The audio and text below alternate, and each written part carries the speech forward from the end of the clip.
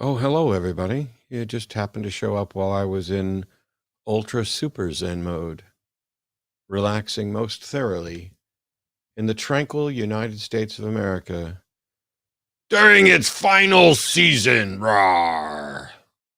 Hope you guys are doing well. Welcome to the Hang Up here on the line. Let me tell you what I'm hung up on today. I'm hung up on a number of different things, not the least of which is that AOC has filed impeachment papers against Alito and Thomas. I know people are like, oh, they heard about that just a couple hours ago, and people are kind of excited because Senator Whitehouse called for a special counsel to investigate Justice Clarence Thomas. That has a slightly higher chance of seeing some sort of result than what AOC did today.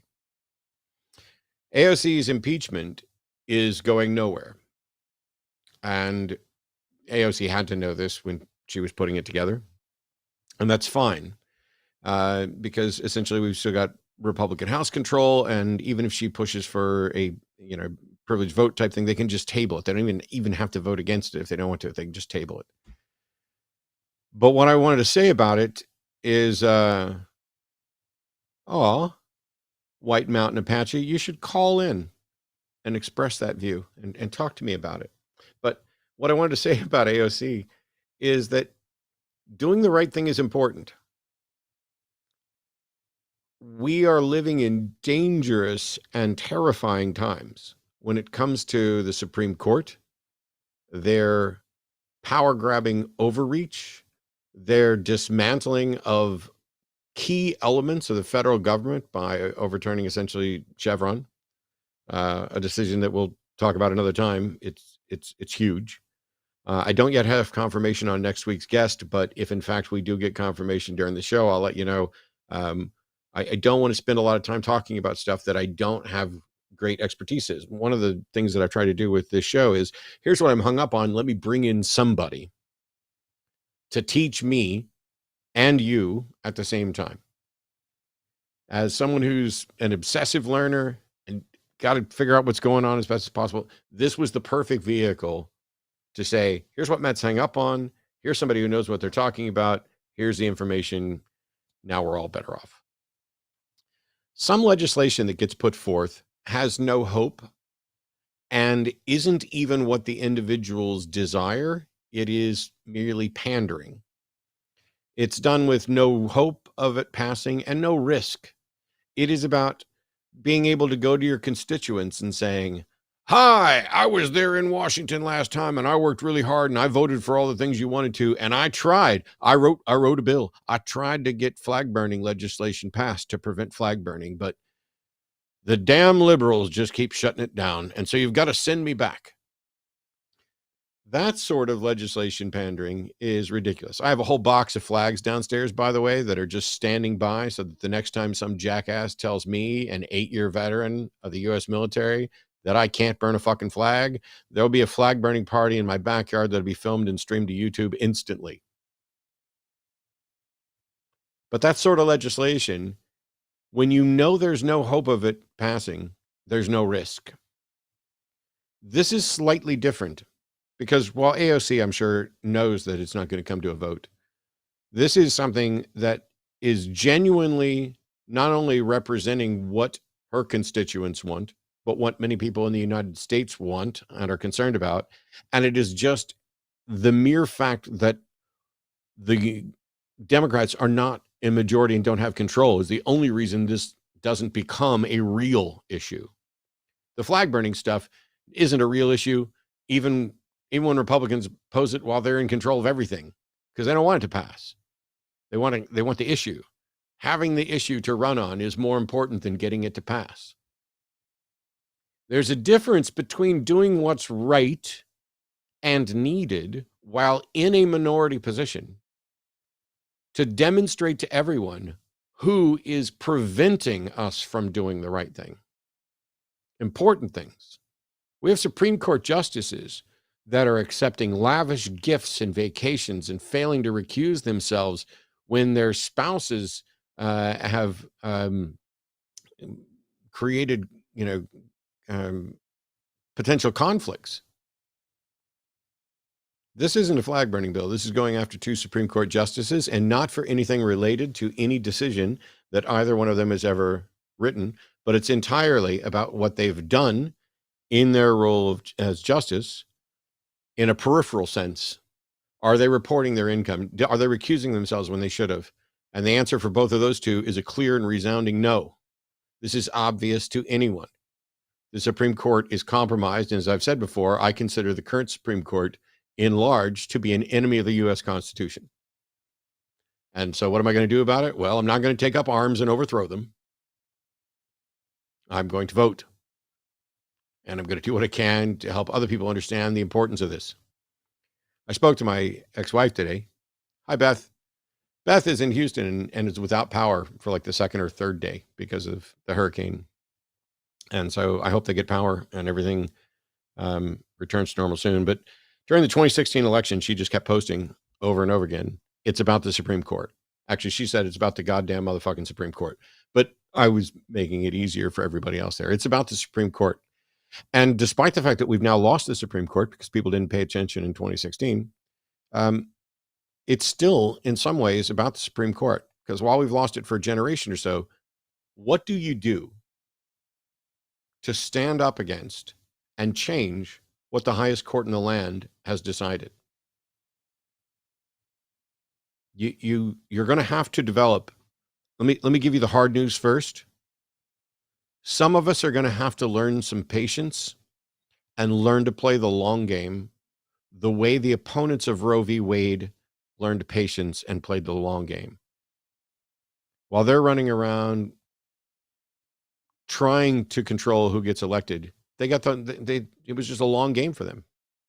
And now, hello, Democrats, hello, left-leaners, hello, non-batshit crazy centrists. You guys, along with me, are now having to play a long game. It shouldn't be that way. It's absolutely ridiculous to be sitting here in 2024 after having lost the Supreme Court, having them overturn Roe v. Wade, and then still be sitting here going on and on about which one of these two octogenarians are going to be president. I can't tell the difference between them. Yes, you can. Nobody thinks for a second you can't tell the difference between them, between the individual who's being honest and giving data and doing decent without notes, but not great, but is not at all awe-inspiring and has moments that make people wonder, is this some form of dementia? Ooh, there was a Parkinson's doctor there. Ooh, is it this? Ooh, is it this? He's old and he's slow. I'm 55. If you guys penalized me every time I misspoke or said something wrong or faltered, we'd have no show. And I have notes sometimes. I don't have much in the way of notes for this part, but I have notes sometimes.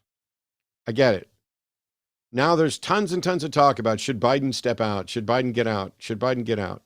I haven't seen the math that shows that it's the best plan. If it is the best plan, I'm all in favor. But I don't know that it's the best plan. And as it stands right now, it doesn't matter much to me.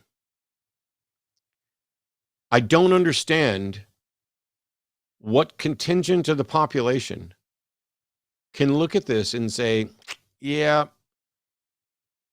the one thing that bothers me about Biden's age is that Trump's a lying narcissist who helped contribute to a violent insurrection and was probably ferried around by Jeffrey Epstein to rape underage girls, according to lawsuits that were raised but then dropped. And so we don't have sufficient evidence to make a declarative statement that this is what happened. And you know what else bothers me about Biden's age? Sometimes he fumbles words for a little bit, but he's got some people around him. And the other thing that bothers me about Biden's age is that the economy, apart from peak inflation there, is better by almost every measure than it was under Trump. That civil rights and social justice are better under every measure under Biden than they were under Trump. That under Biden, and by the way, we're not voting for a person, we're voting for an administration. The guy could die tomorrow. He could die the second we elect him. He could die 1 year into his second term, he could die in 20 years. You don't know. But we're not voting for merely an individual. We're voting for a party platform. We're voting for an ideology. We're voting for a plan to potentially change the world. And that plan is going to be implemented not by one person with no notes and no assistance. That plan is going to be put into place by a team. And when I consider the team of people that Biden has selected, and that the Democratic Party has selected, they are largely competent. Unlike the teams that Trump's put together, where we don't fill jobs, and then we fill jobs with people who wind up being convicted felons over and over and over and over and over again. You know what else bothers me about Biden's age?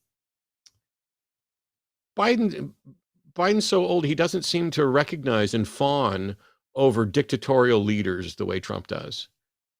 I mean, why is it that Biden doesn't seem to be as impressed with psychopathic murdering leaders the way Trump is? You know what bothers me about Biden's age? He never asks about whether or not he should swim towards the shark or stay with the boat. And another thing about Biden's age, he hasn't been indicted 34 times yet. But with the Supreme Court basically granting the power of a king to the presidency, I mean, if Biden were a bad guy and were legitimately wanting to use the legal system as a weapon against his political opponents, the way the right pretends that he does, they'd all be in jail now. There's nothing to stop him from doing the thing that he's being accused of doing. It's amazing to me that I've watched countless interviews of Trump supporters, people online. I watched a thing from The Daily Show the other day, just random, I suppose random, I don't know what the sampling was, random sampling of 6 black folks and whether or not they were going to vote for Trump. And it was 3 and 3. 3 of them were going to vote for Biden, 3 of them were going to vote for Trump. And as the host was raising questions and presenting issues, nothing seemed to phase the Trump voters. And I was trying to figure out what was behind this. What is it that makes them think this is the best thing? Is it, hey, they're all the same? Well, no, it's not that. Well, the one who represented their position most clearly was a woman who said, the Democrats keep expecting us to show up, the black community, to show up and vote, and we do. And then we get nothing out of it. They keep making promises that they don't follow through on. And so now, I guess, we'll try Trump. Except that there's no real choice here. You know what Trump's promise to the black community was? What do you got to lose? Congratulations. You've picked the what do you got to lose, dude. And in this case, what do you have to lose? Everything. Project 2025 is a real thing. I love how Trump says that he doesn't know what Project 2025 is when it's run by many of the people who used to work for him, and then says he agrees with some of it and disagrees with some of it and calls some of it awful and some of it good and wishes them well, while all the time while saying he doesn't know anything about it. It's bizarre. I made a post the other day on social media saying I want to give up, but I won't. I want to give up, but I won't. I am, of course, like any other election season, spending more time arguing with left-leaning and centrist individuals than I am with right-leaning conservatives. I'm going to do what I can to sway votes, but I genuinely find myself in a position where I don't understand how there could possibly be any votes left to sway. It doesn't matter to me whether Biden is a corpse. It's still a better vote. It's still a demonstrably better vote by every measure. And maybe that's why there's some people who are saying, oh, he should step down. He should step aside, let somebody else do it. if the math works out that that's the best way to preserve democracy, to prevent and work in opposition to the damage that the Supreme Court is doing, I will back it all the way. It's, for me right now, it's blue no matter who. I just don't know that the math works out that way. So I'm not saying don't do it, don't do it. What I am saying is, if you're going to go out there and make the case that people who aren't as eager to replace Biden are part of the problem, and you don't have data, that's exactly the same position that a right-wing marketing campaign would come at people from. Best thing the Trump campaign could do is sow discord and suggest, ooh, Biden needs to get out. Ooh, Biden needs to get out. And everybody's become an armchair expert. Oh, it looks like dementia to me. It looks like Parkinson's to me. It looks like, okay. Why on earth does it matter if you think you see signs of cognitive problems? I see signs of cognitive problems with Trump almost every time he speaks. Mitch McConnell froze, stock still, staring at the camera on multiple occasions and had to be walked off in a way that was seriously concerning. He's still there.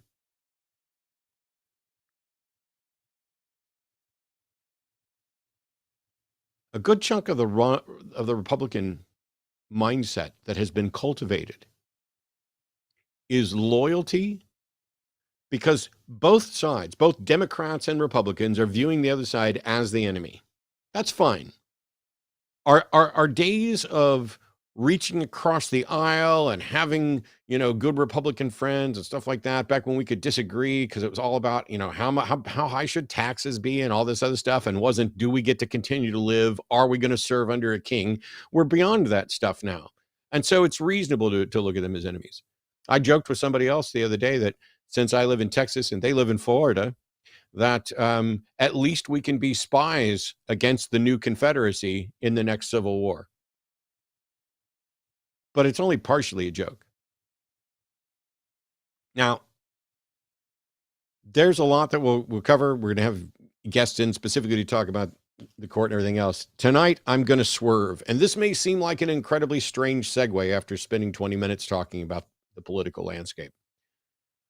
But I frequently find myself in disagreement with people that I agree with on many other things. And that means that while I am happy to take calls from theists all day, and by the way, theist calls are going to have priority here again tonight, as always. The other thing that ends up happening is I end up arguing with Dems and left-leaning folks and centrist folks on any number of things. I end up arguing with atheists about economic things. And I don't even know that much. But we're going to have arguments on stuff. And unfortunately, it's a harsh way to find out who you truly can mesh with and connect with. There aren't many people who can dig in a seriously heated disagreement about key issues and remain friends and with respect and love and admiration. But tonight's guest is that for me.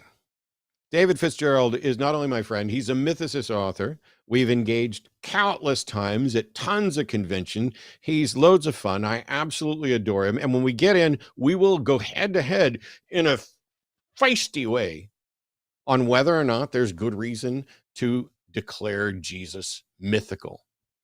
He's the author of a number of books, and he's got a new book out now. I'm going to bring him in now to tell us about that new book, and we will take calls, including calls potentially challenging his mythical position or my views in opposition to that mythical position, and we might go at it head to head, and at the end of the day, David and I will still love and respect each other and move on with our lives and try to save the rest of the world, because at the end of the day, whether or not Jesus existed is nowhere near as important as whether or not we should have presidents with the power of kings.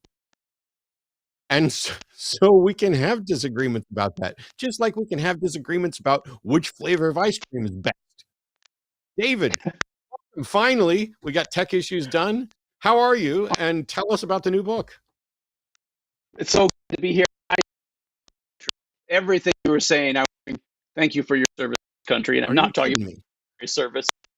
I'm talking about what you just said in the last 15 minutes. There's something going on with your audio. Your audio got insanely choppy the minute you started speaking. Yeah, but I'm this gonna didn't happen our entire time backstage. David, do you have anything plugged into your PC? Do you have any, like, maybe you can check any plugs, make sure they're...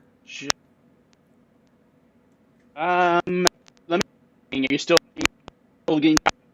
Yeah. Oh my gosh, that's so frustrating. What the hell is going on? Y'all, there's a... If there's ever been evidence for God, it's right now. One that hates us. I swear on my life, we checked and tech issues were... For like a half hour. Yeah. For like a half hour we did. I'm going to say, let's try for a minute to suffer through. And what we can do is have, I'll mute me so that you're the only thing, or Arden can mute me so that you're the only thing on vMix for a while.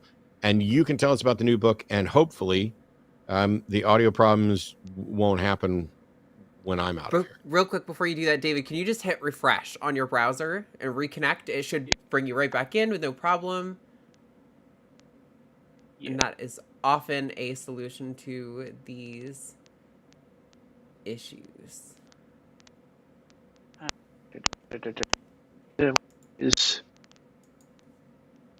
Just the refresh right at the top of your browser. I'm looking at it, not seeing it.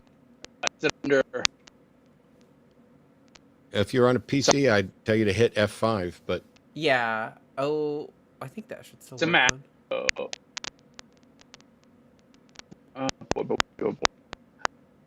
See, I'm afraid what I'm going to do is just complete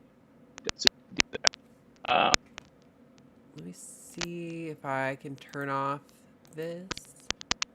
Nope, that didn't help. So live TV, awesome. Try hitting F5 real quick. I've got a Mac. Should that go for it anyway? All right. No. Is there not a... Somebody says Command R. Command. All right, that was the correct. Yep. Okay, yeah.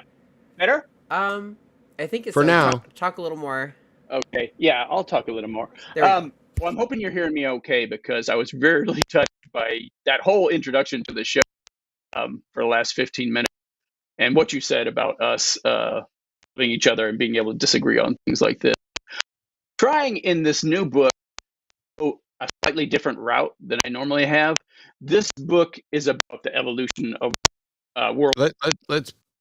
People are saying it may be the earbuds. Yeah, let's try. Get rid of them. So let's try without the earbuds, and just disconnect them entirely, and see if that at least makes the audio better.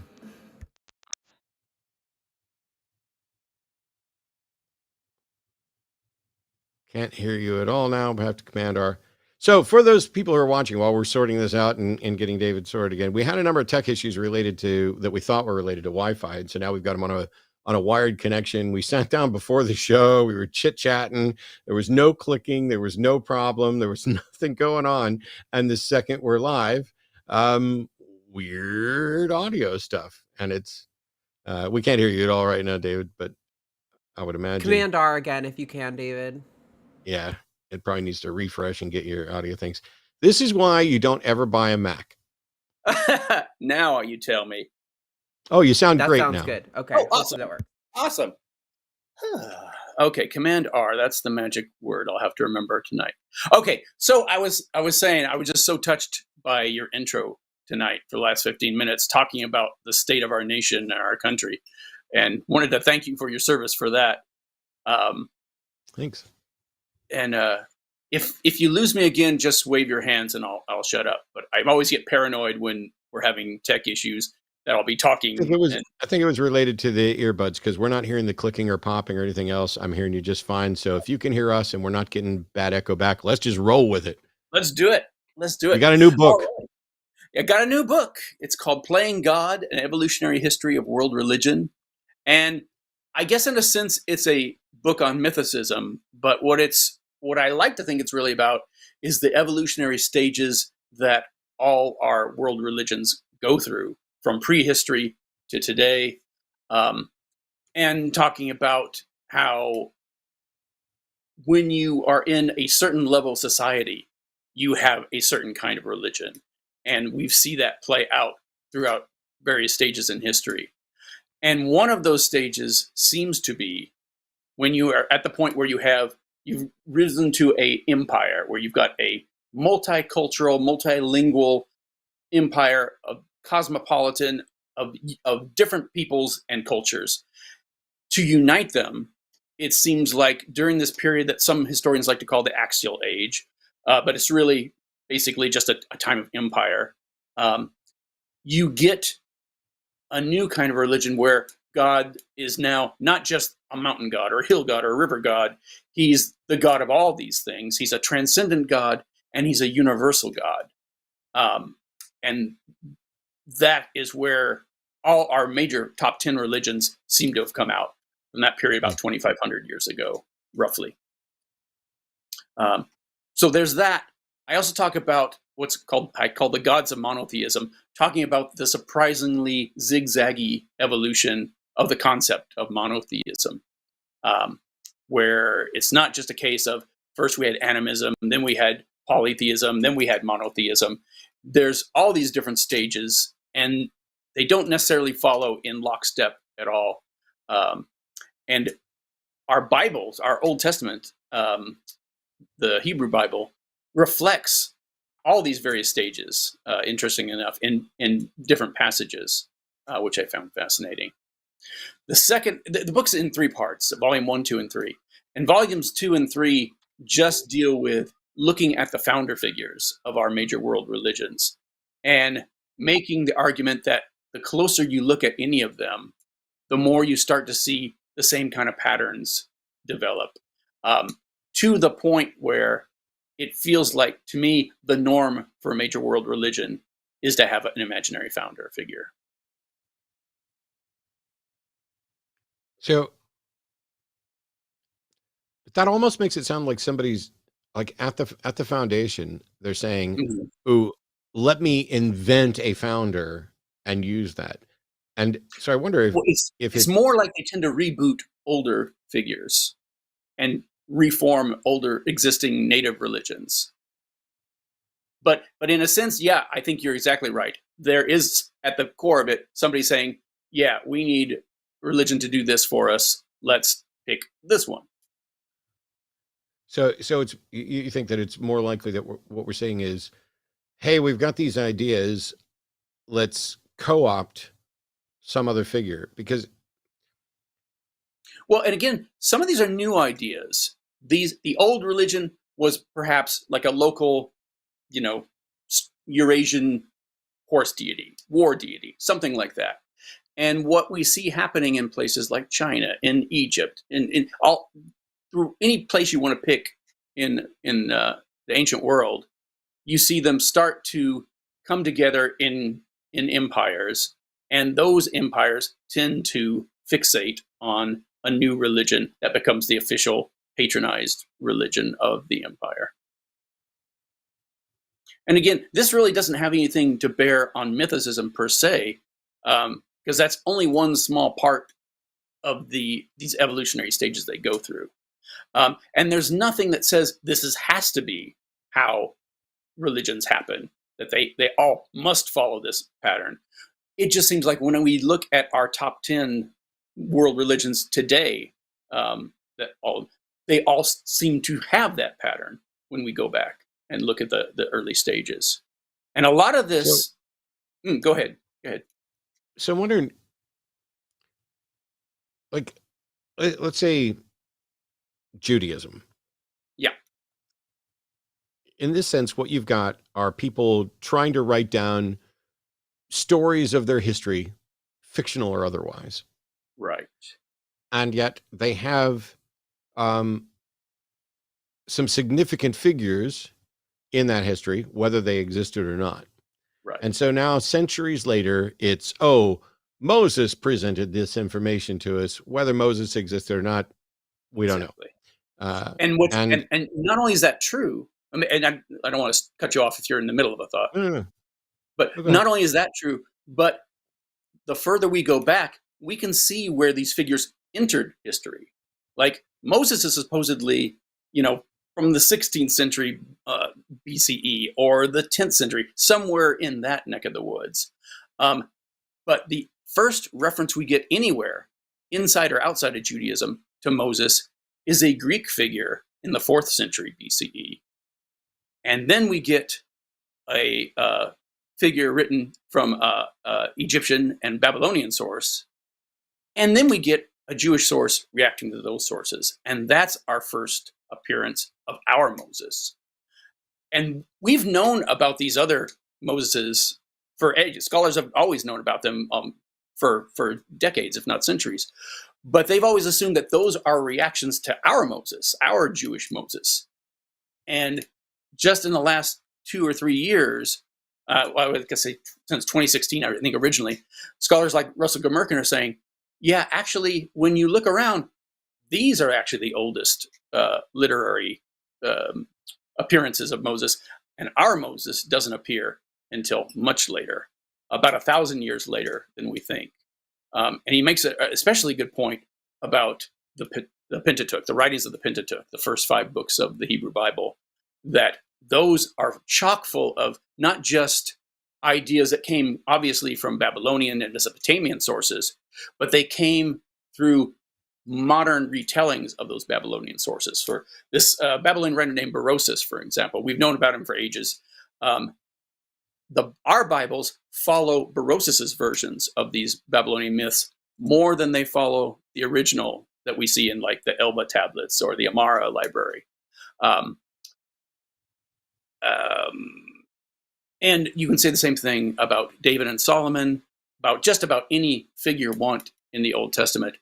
It feels like there's 3 levels of information that we get from the Old Testament. We get pure, straight up myths like the Garden of Eden, the flood of Noah, Tower of Babel.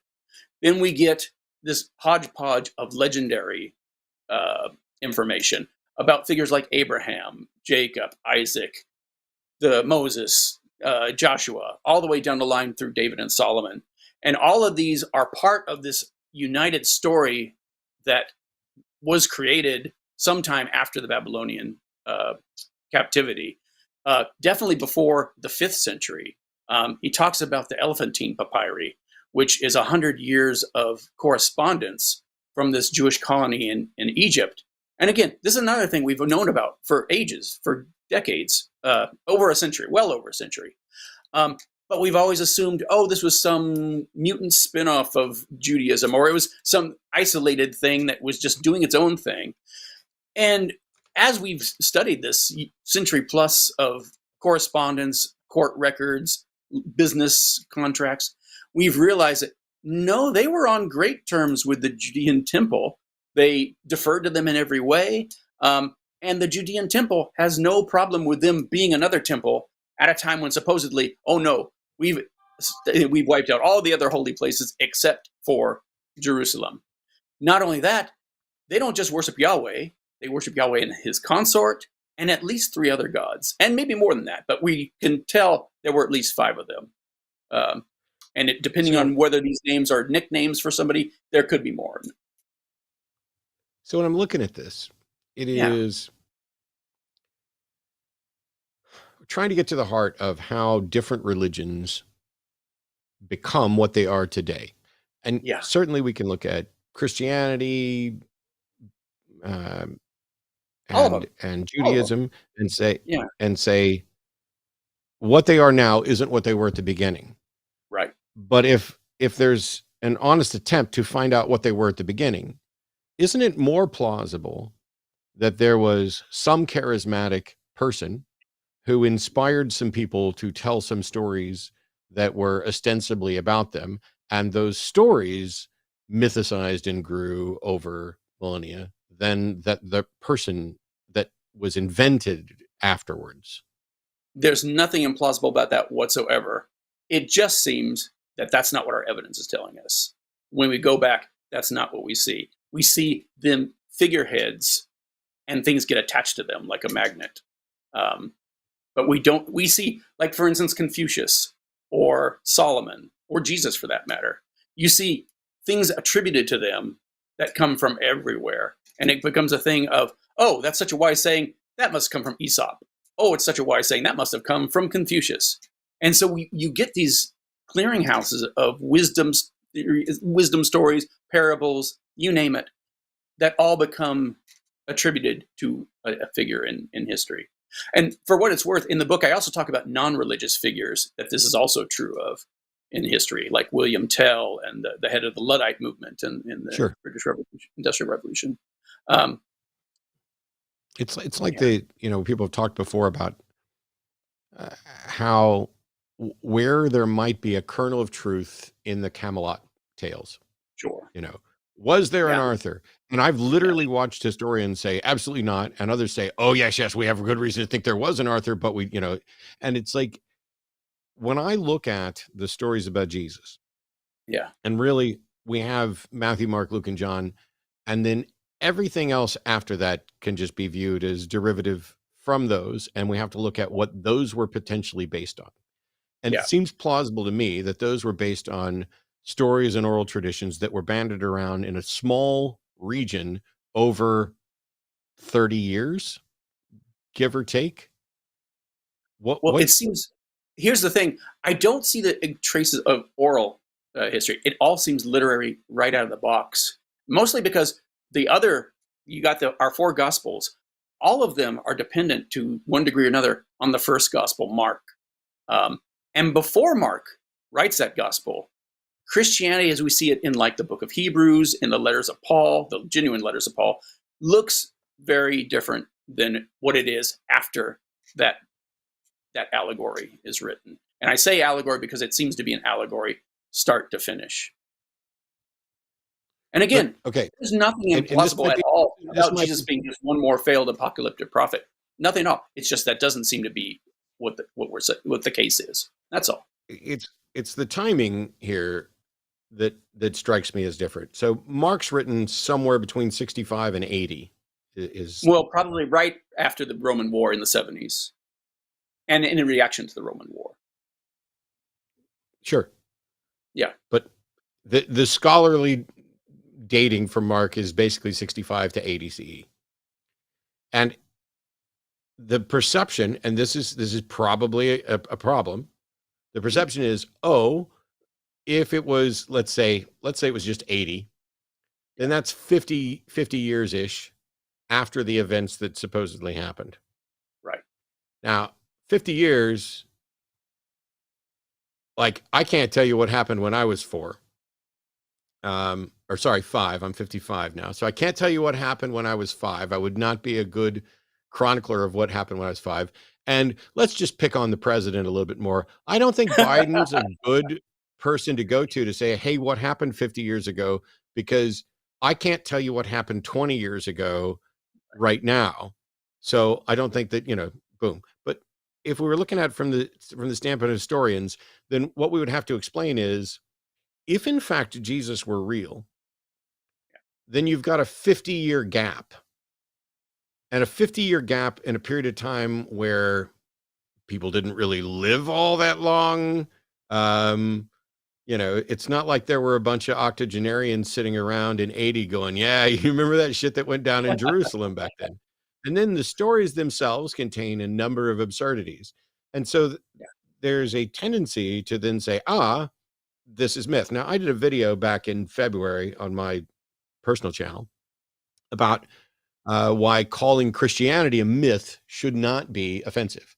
That it is in fact a myth, even if true, because under the context in which you label something a myth, that's not saying that it's false. There's myth building. There could have been a real Jesus, but for all intents and purposes, as Robert Price likes to point out, there isn't one anymore because our gospels are clearly myths about that person, whether there was a real one at the bottom of it or not. And the problem with that, I mean, that's not an insurmountable problem, but with a lot of ancient figures, we have myths written about them. But the difference is For others, we have something left over that's not just myth. Whereas Jesus, everything from start to finish seems to be myth in his biography. What we think of as is established biographical information. And again, you said absurdities, not just absurdities, but like historical problems that just could not happen the way it presents it. And that's not even getting to the fact that John's gospel, for instance, is super detailed, gives super minute little historical details that completely contradict the synoptic gospels. They can't all be true at all. And people who are impressed with the level of detail don't realize that, well, if this one gospel over here is true, then these gospels over here can't be true. That kind of thing. Yep. Okay. So one of these days, now that we've sorted out our various tech issues and everything else, and maybe, I don't know, maybe some callers are getting ready to ask some more details about mythicism. My biggest issue, and this is, I think, one of the reasons why David and I can talk about this for fucking hours at a time and even be like, no, you're not thinking, you're not listening, and then just get over it, is my only complaint is that I think it is an unjustifiable shifting of the burden of proof to say Jesus did not exist, because I don't know how you demonstrate that.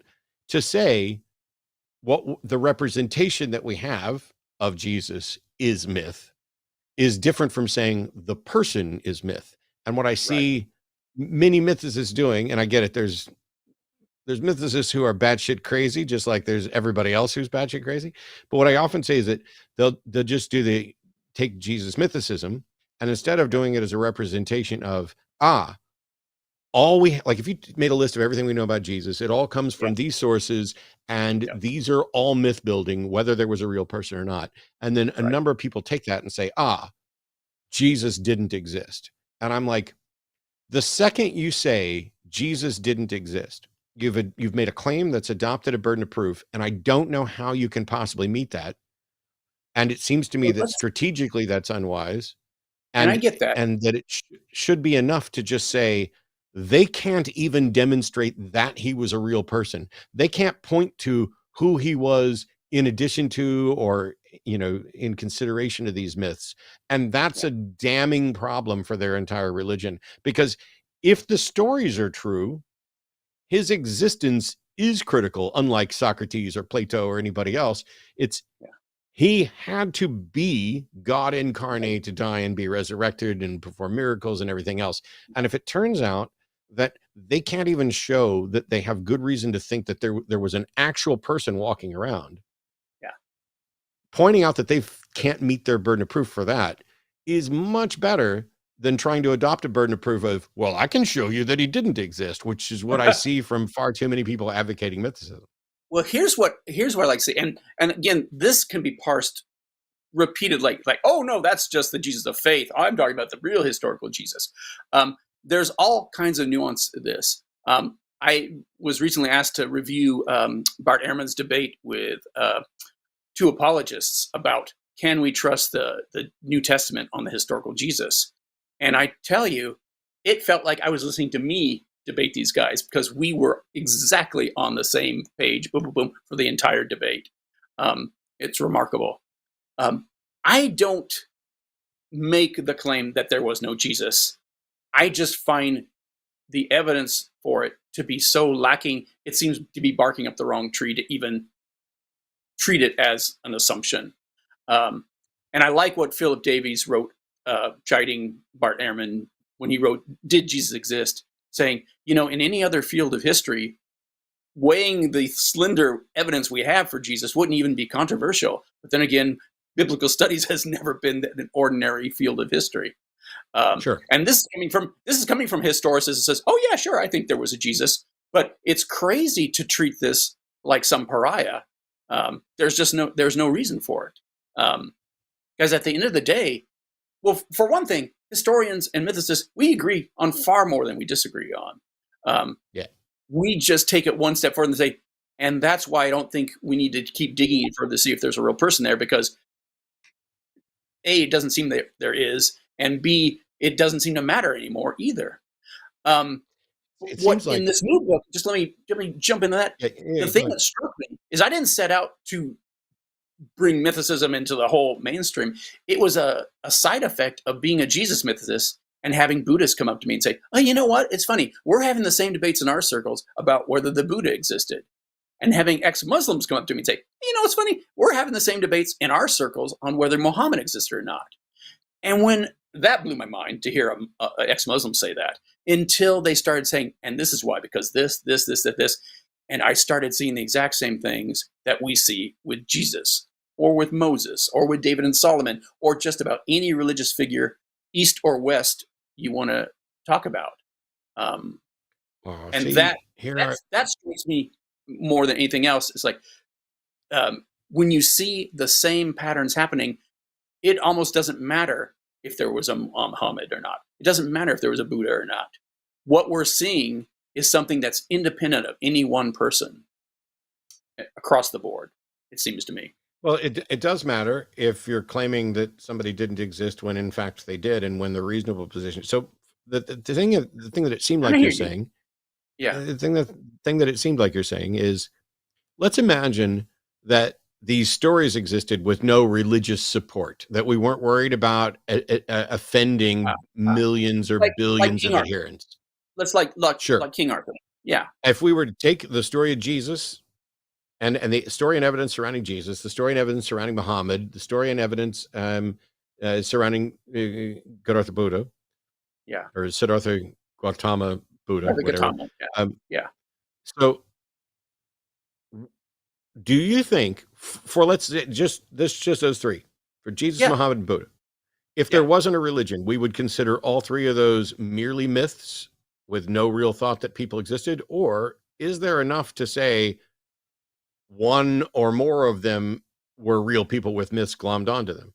I mean, because I would think that the evidence for Muhammad would be stronger perhaps than the evidence for Jesus, and the evidence for Buddha might be potentially weaker. On a spectrum, sure. Yeah, and we do see that. There's some who are definitely stronger. For like Paul and John the Baptist, for instance, I think we have plenty of evidence to say, oh yeah, there was a real Paul. Even if we have half the myths, all the myths in Luke's writings come even to if us. half of the books in his name were forged. And even if half of them were forged, and even if the genuine so-called letters are pastiches and re-edited, there's still evidence that he was a real person. I have no problem with that. John the Baptist, I am so 50-50 on him. On the one hand, it would not surprise me at all if he was totally real and Jesus was a spin-off from his group. On the other hand, it would also not surprise me if it turned out he was just as mythical as Jesus. But if I had to put my money on only one of them, it would be on John the Baptist being the real guy and Jesus being a Johnny-come-lately spin-off of him. And these are the things. We've got all kinds of every religious figure you can talk about, and some non-religious figures. Like let's go to King Arthur real fast, because one thing about the Arthurian mythos is that we know when this story happened, when this story happened, when this story, and it's a patchwork of all these different layers. And as it goes through time, they all start getting blended together in ways that they weren't beforehand. So you've got a war chief who fought at this one battle at Mount Badon in this one thing. And that's really all we know about him. He just won this one battle. We have the story of these two lovers, Tristan and Isolde, who were based on this Celtic couple who became Lancelot and Guinevere. You've got this magician, Merlin. And all these were originally separate elements, but they started getting folded in together. Same thing with Robin Hood. It's amazing to see the evolution of that as well.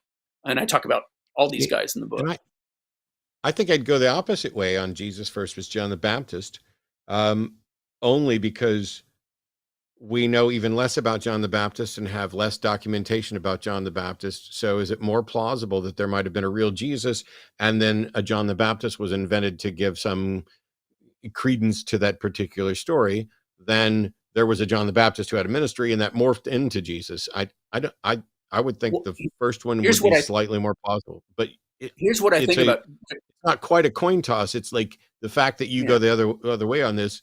I would defer to you anyway, because I haven't spent as much time looking into John the Baptist as you have, for sure. Well, here's something that's just in the New Testament itself.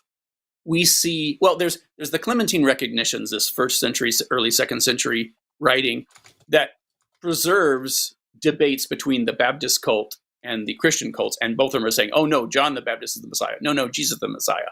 Now, as a historical source, it's pretty dodgy, but the fact that they even wrote this, even if it's just pure religious fiction, this guy who wrote this thought that there was a Baptist cult and a Christian cult. And when we look in the New Testament, we see all this tension between the followers of John the Baptist and the followers of Jesus. And John the Baptist's role and his relationship to Jesus changes in all four Gospels. In some, they're complete strangers. In others, they're first cousins. In others, they are not even living in the same time period. And in Matthew, we have both that. He says something, he goes and talks to John the Baptist, and then literally the next scene, he says, from the time of John the Baptist until now, blah, blah, blah, blah, blah. So there's all these weird little disconnects. For me, one of the biggest things with John the Baptist is the Gospel of Luke. When we read the Gospel of Luke, the first two chapters are clearly taken from a John the Baptist scripture, because it's all about John the Baptist. He spends more time talking about John the Baptist's birth than he does Jesus's birth. And all the elements that relate to Jesus are clearly folded in afterwards. And the story just makes more sense when they're taken out. And I talk about that in great discussion in Jesus, Mything in Action. So it's things like that that doesn't make sense to me if John the Baptist was not the first. Do you know what I'm saying? It looks like they had to react to John the Baptist, whoever wrote our Gospels. So it's now 6:53, and you and I can talk about this for the next 20 hours, but we've got theist callers on the line, and we have more theist callers, and we've got an atheist caller that I'm definitely not going to be taking the call. So Darius, if you want to email, I'm not talking about this today. Maybe some other day you can call in about it. My apologies that you've been sitting there on hold for all this time, but it's not going to happen. But we do have Finn in Germany, who's a theist, pronouns are he, him, that wants to ask us about why we didn't build our faith on a strong foundation like Christ said we ought to in the Sermon on the Mount. Hey, Finn, welcome to the show. You're on with Matt and David Fitzgerald. Hey, Matt and David Fitzgerald. Can you guys hear me all right? We can, yes. Okay, awesome. So you might be wondering what I'm talking about when I say why you didn't build your faith on a solid foundation.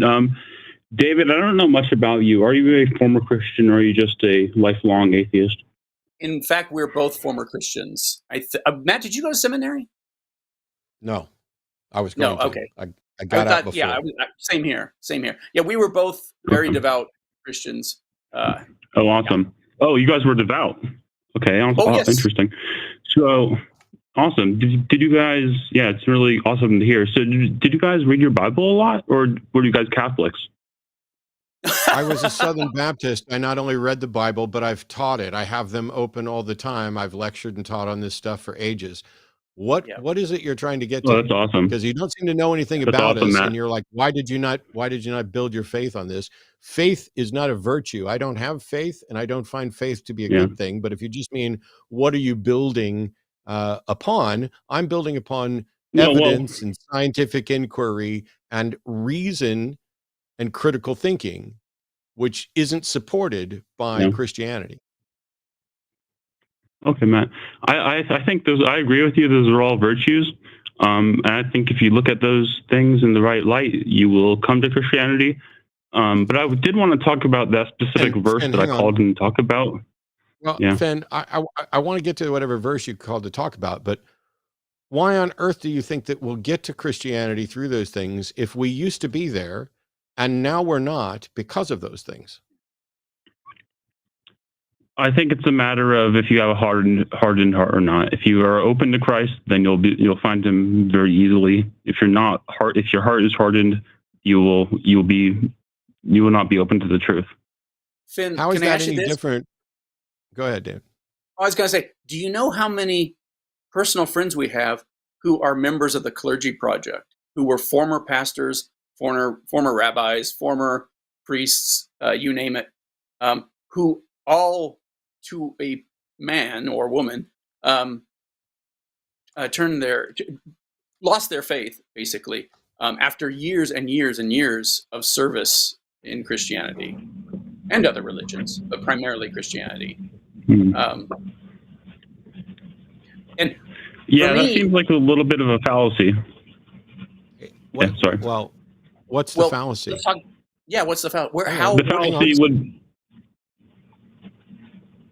Yeah, the fallacy would be that just because someone was a pastor or part of a clergy, that therefore they are the ultimate authority on Christianity. No. I'm a Protestant. No, what we're responding to, Finn, is you seem to be asserting that there's no such thing as non-resistant non-belief. And David is pointing out that we have plenty of people, not just us, but other people who are former clergy people. And are you suggesting that their non-belief is all resistant as well? That is there such a thing as non-resistant non-belief in your worldview? I'm not familiar with that term, non-resistant non-belief. What does that mean? It means that you're not convinced, but not because you have hardened your heart or your heart is hardened, but because you haven't been presented with sufficient evidence. That if in fact you were presented with sufficient evidence, you would believe. That's what is meant in the philosophical world as non-resistant non-belief. I would fundamentally reject that notion. And if someone does what is your believe justification? What is your justification for basically asserting that there's no such thing as an honest person who does not believe in a God? That everybody who doesn't believe is dishonest. What is your justification for that? So I know you're not going to like this answer, but I'm a fan of presuppositional apologetics. So I would presuppose that's ridiculous. So first of all, presuppositionalism isn't apologetics. If you presuppose God, there's no argument to be made. And you don't get to presuppose that all the rest of us are liars. Why would I continue to talk to you if I know that you think I'm lying about and dishonest about my disbelief? What purpose could we possibly have having a conversation if you presuppose God and you presuppose that David and I aren't honest when we say that we are honestly not convinced? Yeah, well, that's why I said I know you're not going to like that answer. So I'm happy to go more of a William Lane Craig route, where I am willing to give you the proof, as you know, such as the apostles who willingly died. Agree with you? Does William Lane Craig agree with you on non-resistant non-belief? And what is his argument against non-resistant non-belief? And how are you going to present William Lane Craig's argument against non-resistant non-belief when you didn't even know what the fuck it was until 5 minutes ago? Okay, well, I will concede on that point because I don't even know what that term means, like I said a couple minutes ago. So if you do want to move on to what I called in for. What verse did you want to look at? Let's do. Okay. So I did want to call and talk about Matthew 7:24-27, if you want to pull that up. If you don't want to pull that up, I'll read that. Okay, awesome. So I'll read that. Do you want me to read that, or do you want to read that? Please. Sure. What version are you going to use? Okay. I'm going to use the New Living Translation. Okay. Horrible translation, but go ahead. Okay. Hey, it's a good one, man. It's a good one. Mike Winger gave it his. No, it is. Well, what's your preferred translation? And don't be referencing Mike Winger as the authority on what's a good translation. But go ahead. Mike Winger is a great guy, so let me continue.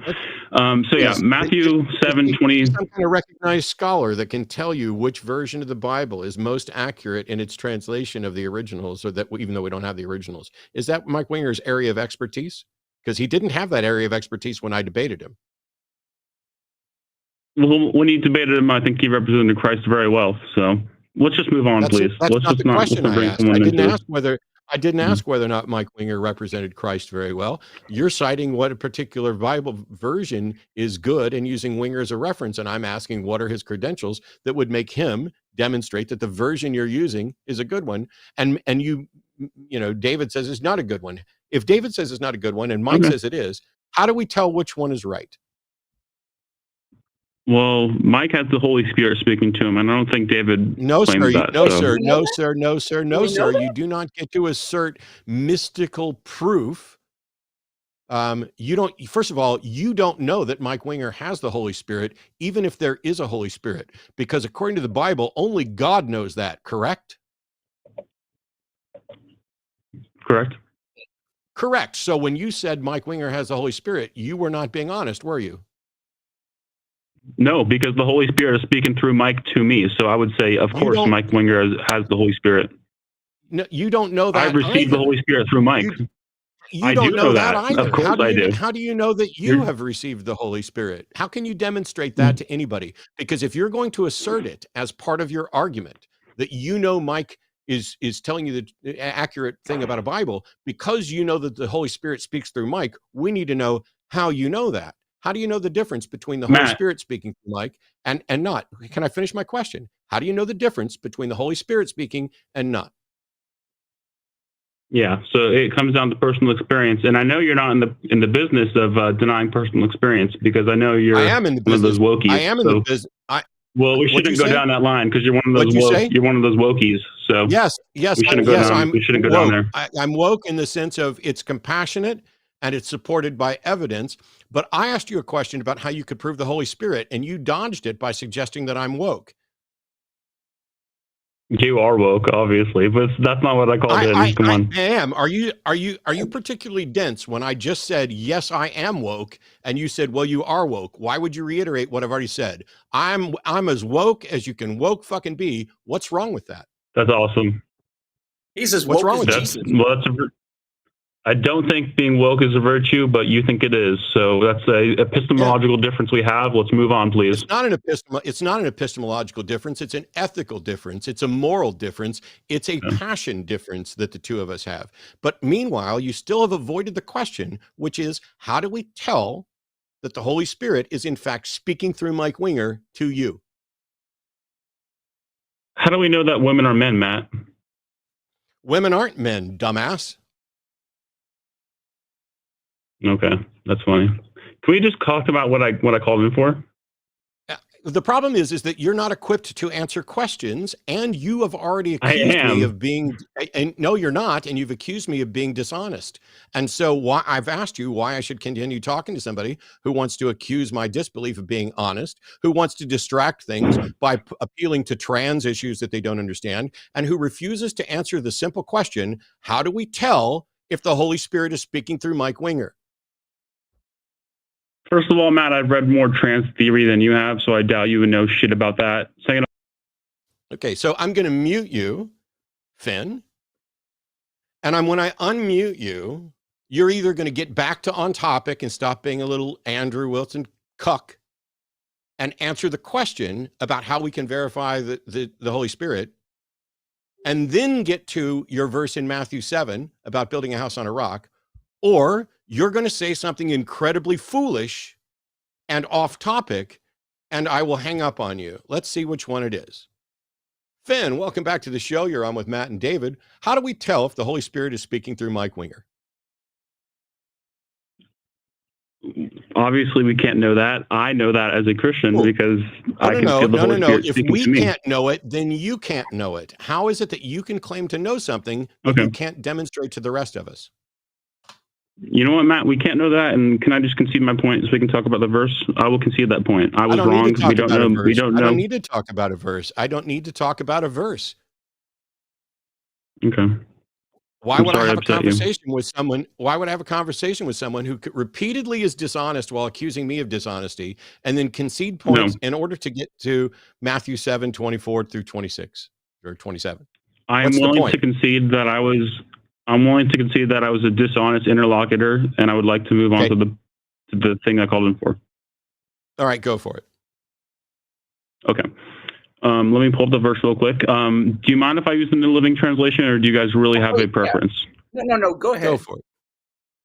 Okay. So Matthew 7:24. Anyone who listens to my teachings and follows it is wise, like a person who builds a house on a solid rock. So the rain comes in torrents, and the flood waters rise, and the winds beat against that house, and it won't collapse because it is built on the bedrock. But anyone who hears my teachings and doesn't obey it is foolish, like a person who built a house on sand. When the rain comes and the flood and the wind beats against the house, it will collapse like with a mighty clash.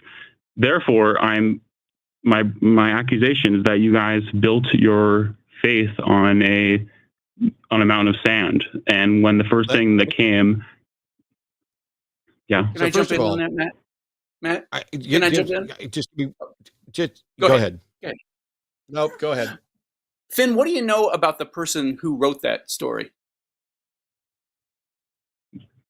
So we're talking about Matthew. So I know if we're talking about the historical record, the Bart Ehrman types would say that was plagiarized from Mark. So yeah, that's obviously bullshit, though. I think there was someone named Matthew who wrote that. Bullshit? Who do you say Matthew is? Yeah. Who do you say Matthew is? I think someone named Matthew who lived within the region of modern day Greece or Turkey. Let me ask you this: how do you know who Matthew was? What are you basing that information off of? The Holy Spirit. No. I'm not. That wasn't a trick question. Who wrote Matthew? When did they write Matthew? What do we know about that person? Like for instance, I believe where in the Gospel of Matthew does it talk about who Matthew was? I haven't been to seminary. I couldn't give you an answer to that, but I'm sure there is an answer to that. And I'm not trying to put you on the spot about the that. Answer is what it I'm doesn't. saying is the answer is it doesn't. All our Gospels were anonymous originally. All of them were written generations after the time they depict. And all of them seem to be based on the first Gospel, Mark. And that's not just something atheists made up to be churlish about it. That's what biblical. So how do you know Caesar Augustus existed? Because we have multiple lines of evidence for him. Finn, hang on. No. I'm going to mute you, Finn. We're trying very, very desperately to let you get your point, despite just because you finally acknowledged that you were just being dishonest. I'm going to ask you one question when I take you off mute. And I really need you to answer this question. So pay close attention. Here we go. What difference does it make how we know anything at all about Caesar Augustus? How is that at all relevant to the author of Matthew? Because if you deny the authorship of Matthew and you deny the person of Christ, therefore you must deny everything else that we know about history. Wait, when you say I'm denying that is one of the stupidest things anybody's ever said. Denying X part of history does not mean that you have to deny all of history. But whether or not Caesar Augustus lived or we have an understanding or accurate understanding of him is completely irrelevant to who wrote Matthew and how we know that. Those two things are not connected. Do you have a way to show that they're connected other than that you're trying to make a dishonest argument? Would you like to talk about the empty tomb? Would you like to answer my fucking question, or would you like to avoid it once again so that I can make another clip out of your dumbass avoiding simple questions because you're afraid of the honest answers, and so you want to deflect to Caesar and an empty tomb? Prove there was an empty tomb and that it used to contain Jesus. Go. Yeah, Barman will prove that to you. That's what I thought. That's what I thought. You can't prove it to anybody. And even if we had an empty tomb that we knew 100% used to belong to Jesus, that doesn't in any way demonstrate that he rose from the fucking dead. And no, so why didn't you keep the same energy when you talked to Bart Ehrman? Because I've talked to Bart Ehrman 2 or 3 times, and Bart Ehrman tends to agree with the You didn't keep the same energy, though. You didn't keep the same energy. Doesn't make ridiculous, fallacious arguments and try to distract to other subjects. Now, what were you going to say about Bart? No, he accepts the empty tomb, and why didn't you keep the same energy when you were face to face with him? Wait. Where does he accept the empty tomb? Where have you ever heard him say that or read that? I'm a subscriber of his blog. He of course accepts the empty tomb. Please send us a link to that later after the show, maybe. I will. I don't care whether Bart Ehrman accepts an empty tomb. Bart Ehrman also does not accept a resurrection, does he? He says something happened. Does Bart Ehrman think that Jesus was resurrected? Yes or no? He isn't conclusive. Does Bart Ehrman think that Jesus was resurrected? Yes or no? Would you like me to fucking call him and get him to tell you how wrong you are? I don't know what he believes, so please. Oh, Wait, you just why said are you you did. bringing him up? And does anything Bart Ehrman fucking believes have anything to do with whether or not there's a reason to think that you understand who the author of Matthew was and what they meant, or that what they wrote was true? If the author of Matthew says that Jesus says, don't build your house on the sand, and you think that David and I have built our house on sand, why should we fucking care? I don't care what the Bible says. I don't care what Jesus says. I don't care what Bart Ehrman says. Yeah. I don't care what you say. Good question, Matt. Good question. The reason you should care is because you claimed you were devout Southern Baptist. So I'm going to mute you because you're incredibly stupid and you decided to interrupt right in the middle of me being on a riff.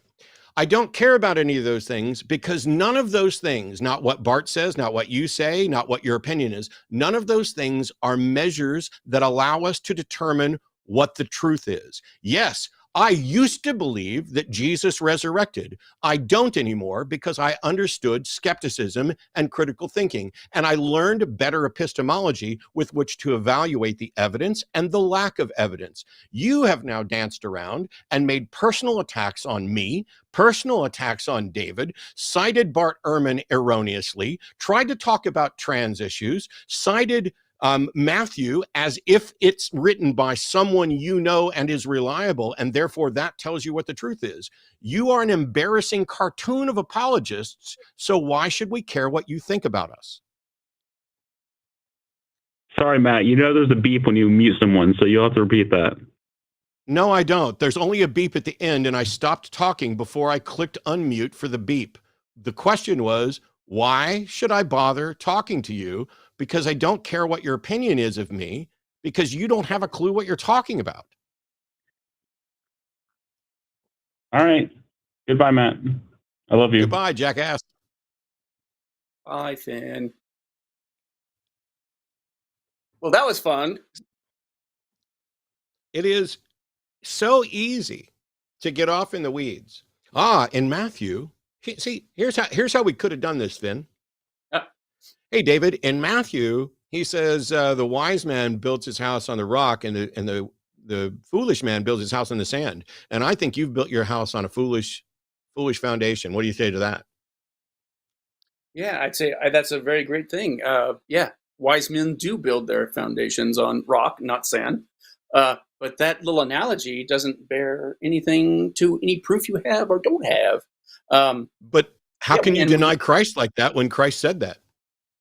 Yeah, who said Christ said that is what I like to say. And how do we know? Matthew. Because they don't say who they are. You seem to know more about them than the people who wrote these Gospels about themselves.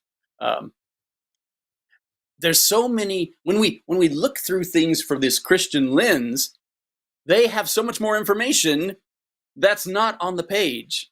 And I guess it must be from the Holy Spirit because it's got to come from somewhere. So it's funny. You used to believe, David. You used to believe. That seems funny, and it seems like I caught you in something because you used to believe. So how can you not believe now? Right. Right. I guess your heart's been hardened. Well, who did that? You know, that's hilarious. Here's the thing.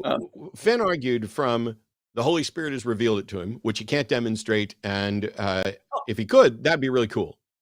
And you know what? I wanted to ask him. Has he ever heard of Philo Judea of Alexandria? Because he's the guy who invented the Holy Spirit before Jesus. And Christians loved him, picked up on him.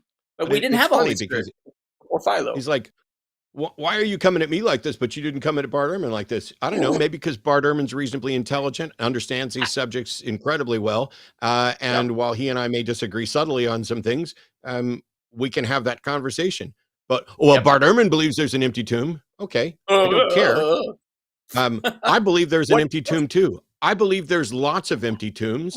I believe there's lots of cave space that someone could claim. What I don't believe is that we have discovered the tomb where Jesus was buried. Nobody should believe that, not Bart Ehrman or anyone else. Yeah. We have no way of confirming that. Well, we have 3 of them, Matt. So, you know, that's something had to have happened. Otherwise, how could we have 3 tombs of Jesus in Jerusalem?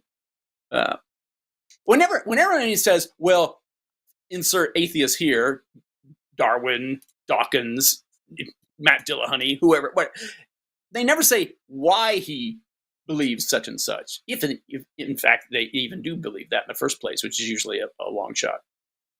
You want to know how dishonest Finn was? Go back to the beginning of the call where Finn Yeah. decides that he's going to quiz us on what we believed. And yet he eventually lets on that, well, he's seen my debate with Mike Winger. So he knows quite a bit about what I believe. I think that's called being wise as serpents and soft as doves, something to that effect. Yeah. Gentle as Definitely doves. soft somewhere. Let's try this again. Robert is a theist in California. Pronouns are he, him. Scripture says Jesus' resurrection was done by himself. How is that possible? I don't understand the question, Robert, but let's give you some time. You're on with me and David. What is it that you're actually asking about what Scripture says? Yeah. Well, are you familiar with John chapter 2, verses 19 to 22? Why don't you read it? 1922? Sure. What Jesus says, destroy this temple in 3 days, I will raise it up. And Yes. And then it says that he was talking about the temple of his body. Yeah. So doesn't that prove that that's why the tomb was empty, because Jesus took his body back up to heaven? Robert, can I ask you something? If we read in the Book of Mormon, it's very clear that the angel Moroni was there at the Battle of Cumorah and established all these things in Mormon teaching on golden plates, because we can read it. We have that scripture here. Do you believe that is true too? Well, I don't believe the Mormon church is I think that's a cult. Okay. Well, how about something big? How about pick a religion. Pick any religion that's not Christianity. Ooh. Anyone you like. What about Jehovah's Witnesses? Well, they're a spin-off of Christianity, even though they're a quote-unquote cult. I'm talking about other scriptures. If somebody comes out and says, here the Buddha calmed the ocean and cast out all bad karma in this verse, does that mean you're going to become a Buddhist and believe that? If you read in the Quran that Muhammad said this, Muhammad did that, and it's a miracle, and therefore he's the one true messenger of God, are you going to believe that because it's written and you can read it right there on the page? No. Just because you're reading a book. So why do you believe? So John 2:19, where Jesus says, destroy this temple and in 3 days it'll rise up. Is that what happened? Well, Jesus says, I will raise it up. So he was talking about. No, hang on. You have to actually listen and answer the question that I'm asking. In John chapter 2, verse 19, Jesus says, destroy this temple and in 3 days I will raise it up. Did that actually happen? Was Jesus destroyed, and did Jesus raise himself in 3 days? Well, it must have, because the body was gone. No, sir. So first of all, you don't know that there was a body, and you don't know that the body was gone. But even if there was a body and the body was gone, that wouldn't prove that Jesus raised himself from the dead. Additionally, it wasn't 3 days. When according to the story, was Jesus killed? According to the story, when was Jesus killed? He was killed on. Was it like Easter Sunday? No. No. I'm not That's sure. when he supposedly rose, was Easter Sunday. So when was he supposedly killed? So it had been that Friday, right? Yeah. So Friday, Jesus is supposedly killed, and they bury him. And then on Sunday morning, the stone is rolled away, and Jesus is supposedly gone. How much time is that? Well, that would be only 2 days. Right. That wouldn't even be 2 days. That would be about 36 hours or so. Because you have the entire. So like you have 24 hours from Friday night till Saturday night, and then you have about 12 hours from Saturday night till Sunday morning. So does it say in John 2:19, destroy this temple and in 36 hours I'll raise up? No, it doesn't. It says 3 days. So was Jesus lying in John chapter 2, verse 19? I don't believe he did lie. Well, if he didn't lie, then how can you proclaim that he's correct just because you've been told that there's a tomb with no body? So first of all, you have zero evidence that the individual existed. You have zero evidence that they said what they say they're supposed to have said in John 2, chapter 19, or chapter 2, verse 19. You have zero evidence, and we have actually the story itself contradicts the notion that it was 3 days because it was about 36 hours or so. And an empty tomb doesn't tell you what happened to the body that was in it, does it? Have you never heard of grave robbers? Yeah, I've heard of that. But does it, Cool. Polycarp, in the early church fathers, didn't they talk about Jesus? You know, and Polycarp was right there when John was martyred. Really? We don't know When was that. Polycarp born? Yeah. Because wasn't Polycarp in the first century? No, When he was When was alive. Polycarp Well, born? I It mean- seems strange to me that you don't even know how long Jesus supposedly, Friday, was he killed on Sunday? Was he killed on Friday? You don't know that, but you know Polycarp. So when was Polycarp born? Or he around, I guess he died in the year 90, I believe, or No, so. he wasn't even born until the year 69. He wasn't born until 3 decades after the events that supposedly happened. And we don't know that he knew John, that John he knew was the John that you are talking about. And he's just one church father. Because didn't he talk about how somebody was burned at the stake, or was it? No, Polycarp was burned at the stake. Okay.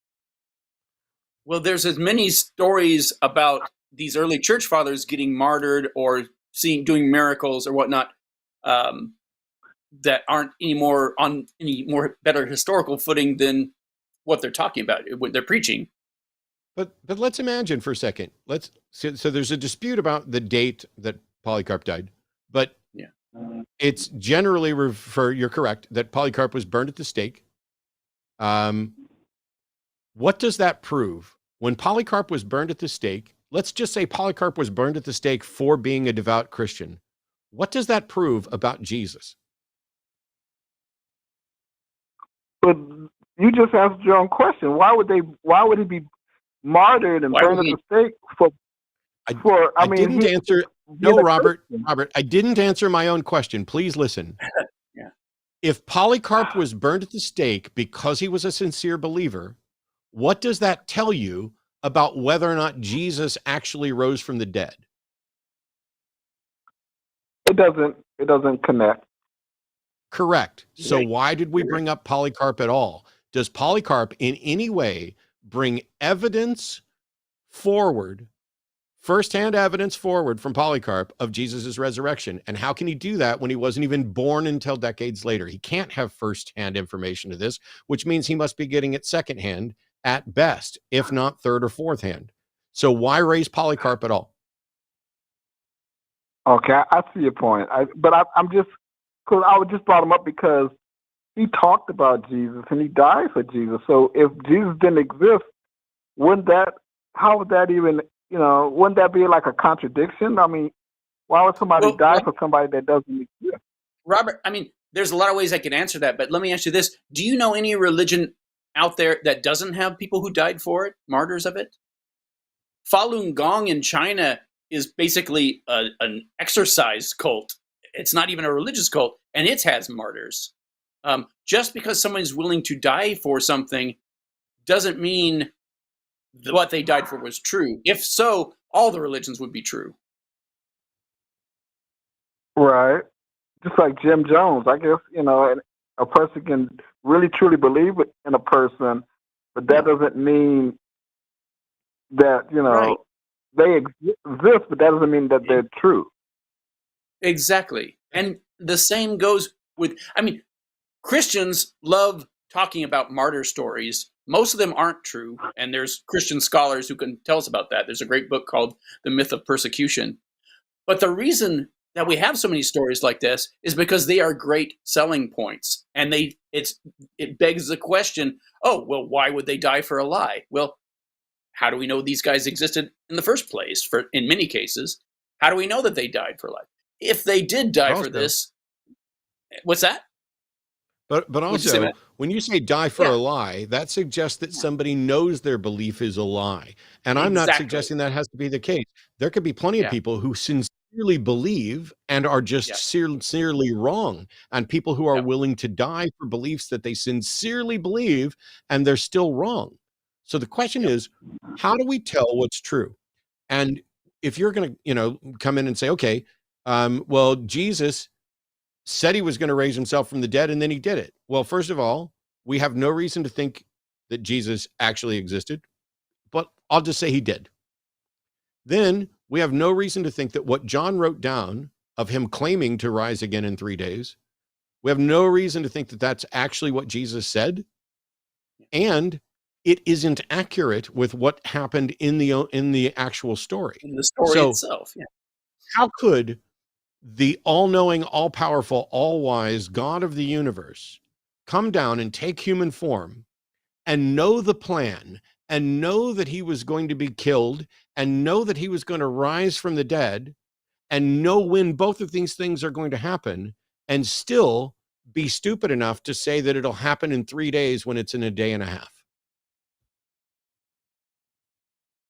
But he came down as, it was the second person that came down, and the second person of the Godhead, and he was limited by his human nature. Was he? Where does it? What's the limitation? How can he know that that he's going to be raised again in 3 days instead of a day and a half?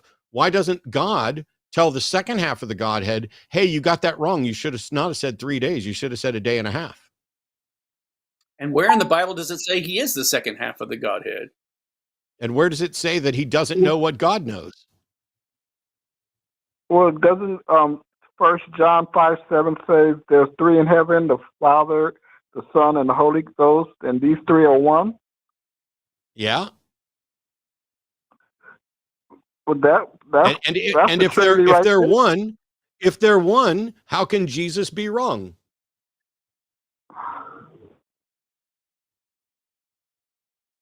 Well, John is the one that said that it'll be 3 days, and no, sir. John is quoting Jesus, which is why that is in red letters. John is saying that Jesus said, it's right there in red letters. If you have a red letter edition, Jesus answered and said unto them, "Destroy this temple, and in 3 days I will raise it up." Now, if you're saying that John's wrong, cool. But then you have to accept that John may be wrong about anything and everything else he said, including whether or not Jesus said or did anything, right? Right. So what evidence do you have that Jesus existed, died, and rose from the dead? We're not saying there's no evidence. Sorry?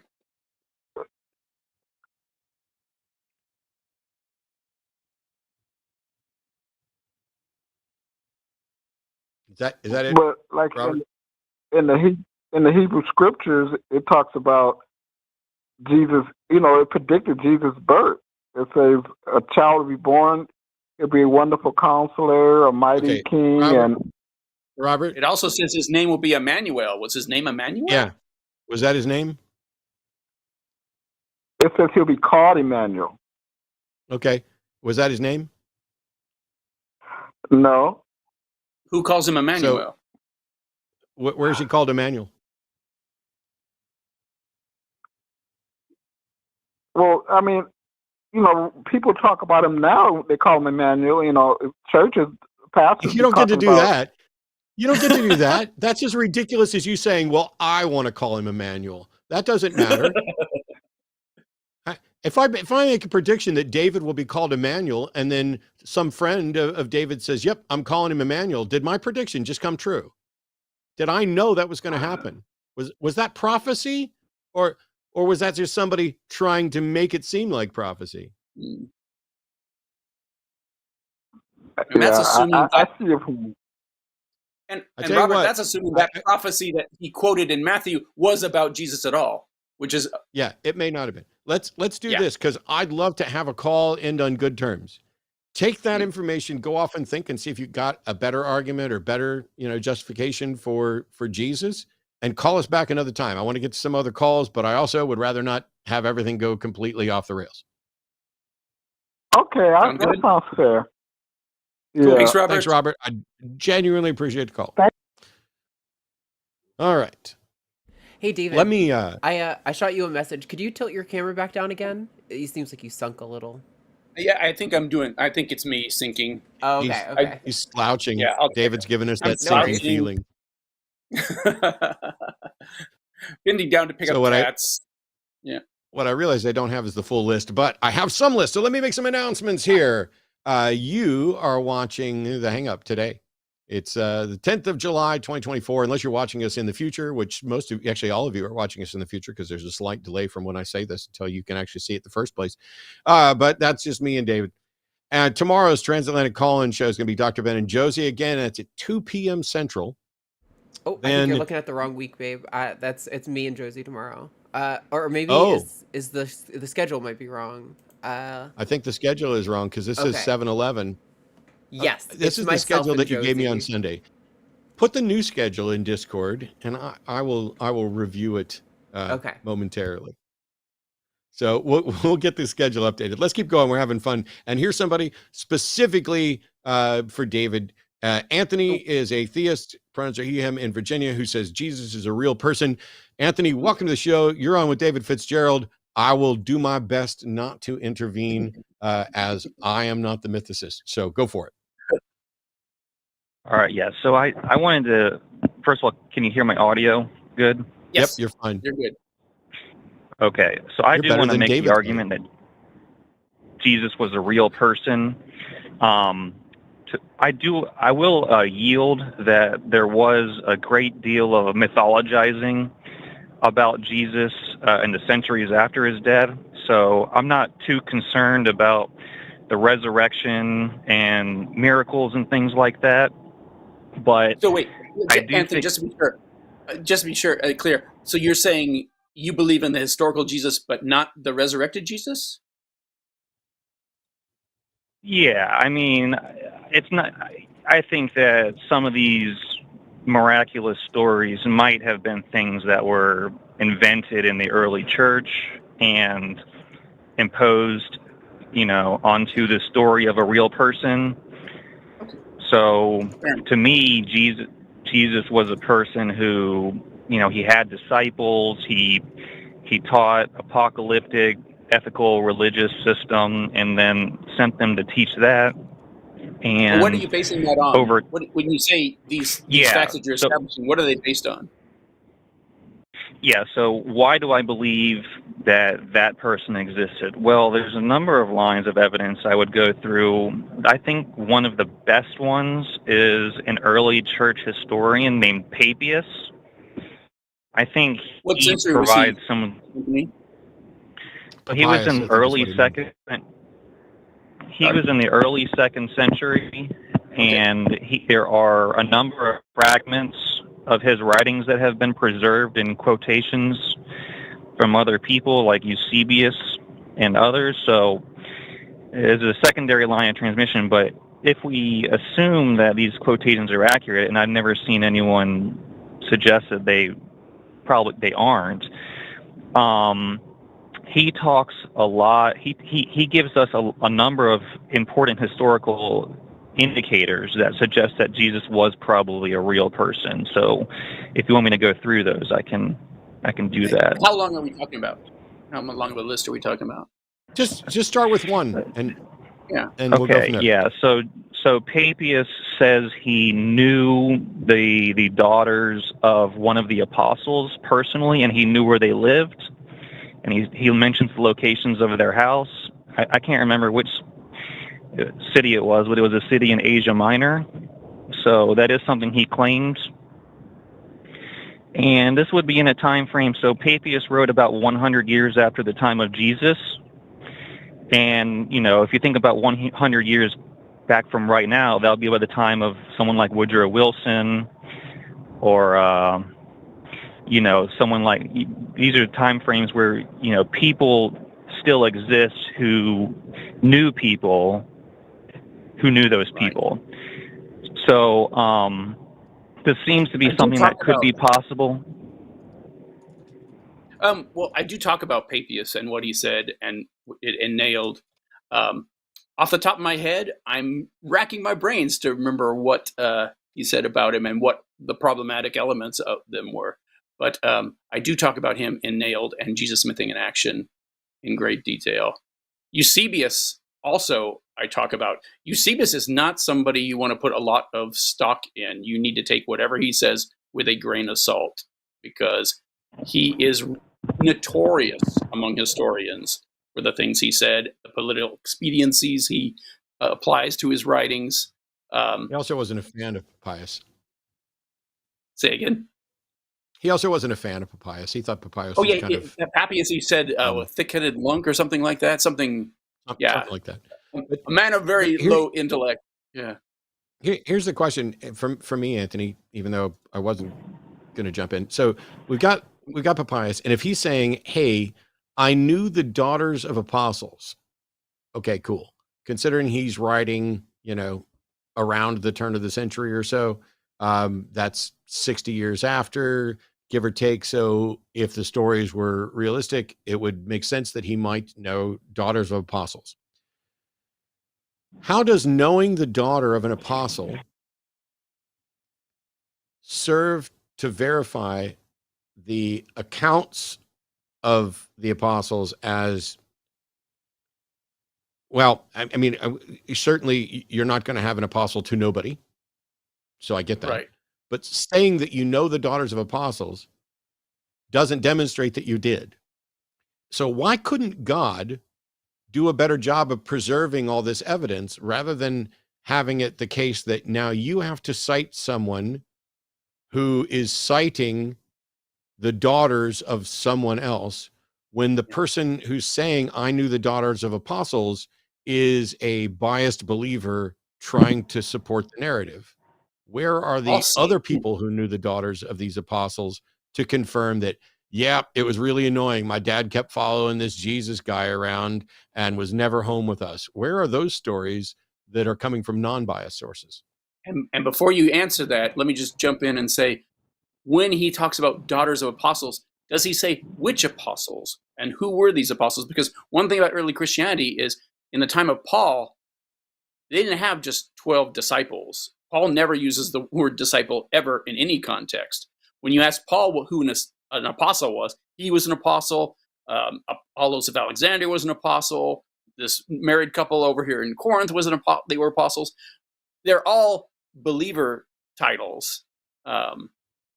So yeah, that's not even a guarantee that you have a second degree connection to Jesus, even if he is right about them being apostles.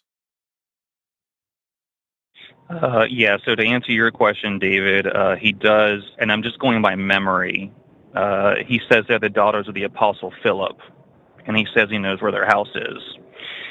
So, but to answer, and again, there's really 10 fragments that have been preserved of Papias. I can't remember which one it is. I don't have the information in front of me. I'm just going off of memory. But so Matt asked, why doesn't God preserve this information in a better way?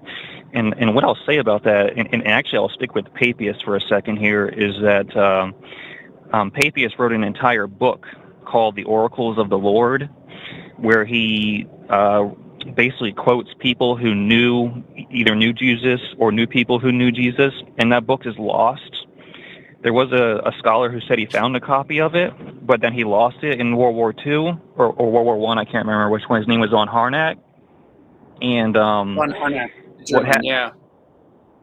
Yeah, so I think what happened was the reason a lot of Christian documents are dated the year 200 to 300 and after that is because the early early church, like you remember the mythologizing I was talking about, they changed Christianity.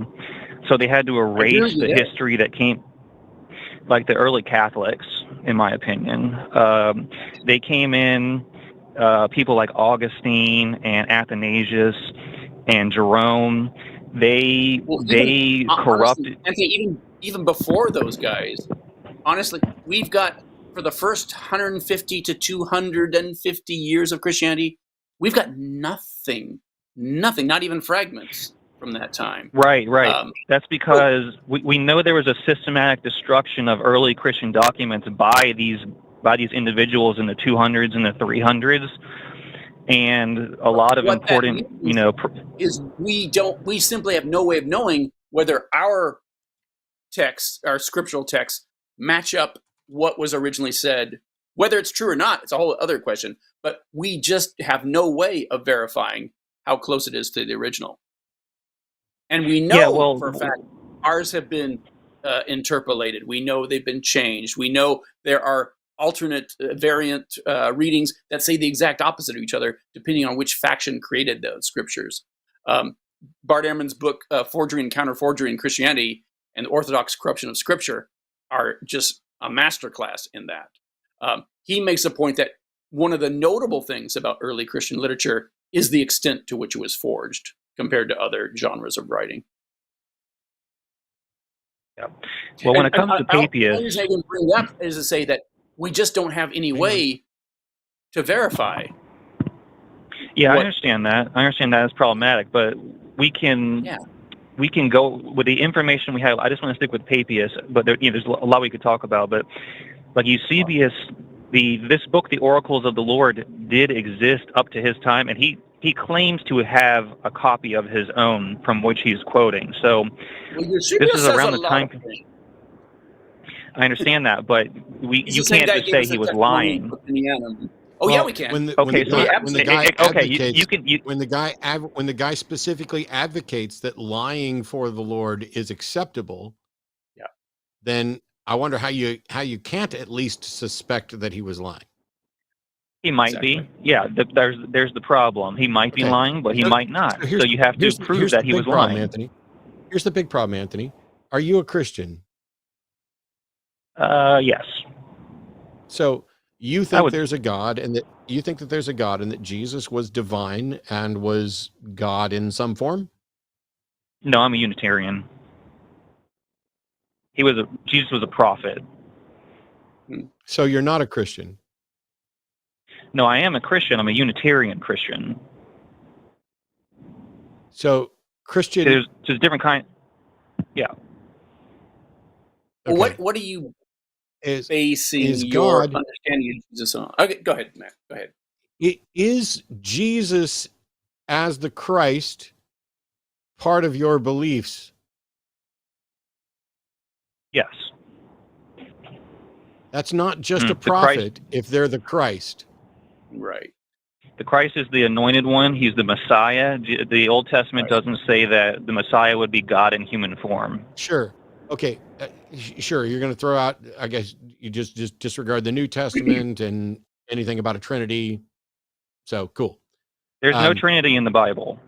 I just said disregard the Trinity. The Trinity was an invention that was added to the Bible, which I'm well aware of. I'm pointing out that you as a Unitarian don't accept that. Here's the question. Does it matter what people believe about Jesus? Does that matter to God? Yes, I think it does.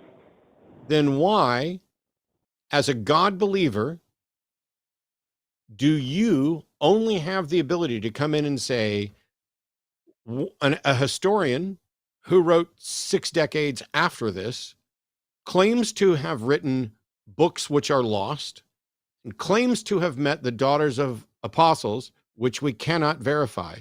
Why is that the premier evidence for Jesus existing when there's a God that exists and supposedly knows, well, I guess knows everything, or at least knows enough to make sure that that's not the best evidence? Where, if I were God and I needed the world to understand who Jesus was, why I could protect the record better than it's been protected, and I don't even know what the fuck I'm doing. So why is God so inept that he lets there be confusion, perversion? Your other excuse is that they changed Christianity, which suggests or somebody knows what the truth of Christianity is. And so now you've moved from, hey, the best evidence I'm going to present today is this second or third hand stuff, none of which we can verify in a book that's lost, to, also there's a conspiracy to destroy this evidence. Why isn't God stopping the conspiracy? Why isn't God doing what the Bible suggests he would do and preserving the scriptural record? Well, I do think that the truth is preserved, but it's been mixed in with falsehood. But see, the thing is, it's not God's fault that it wasn't preserved. Well, hold on. Let me answer this. Are you Let me answer. No, I'm sorry, Anthony. I'm sorry when you say something that absolutely ridiculous. We've got to interject. Go ahead, David. It's just, no, you said, yes, he preserved the truth, but all this other crap got in by sorrowful mischance that his divine hands were tied to prevent from happening, is what you're saying.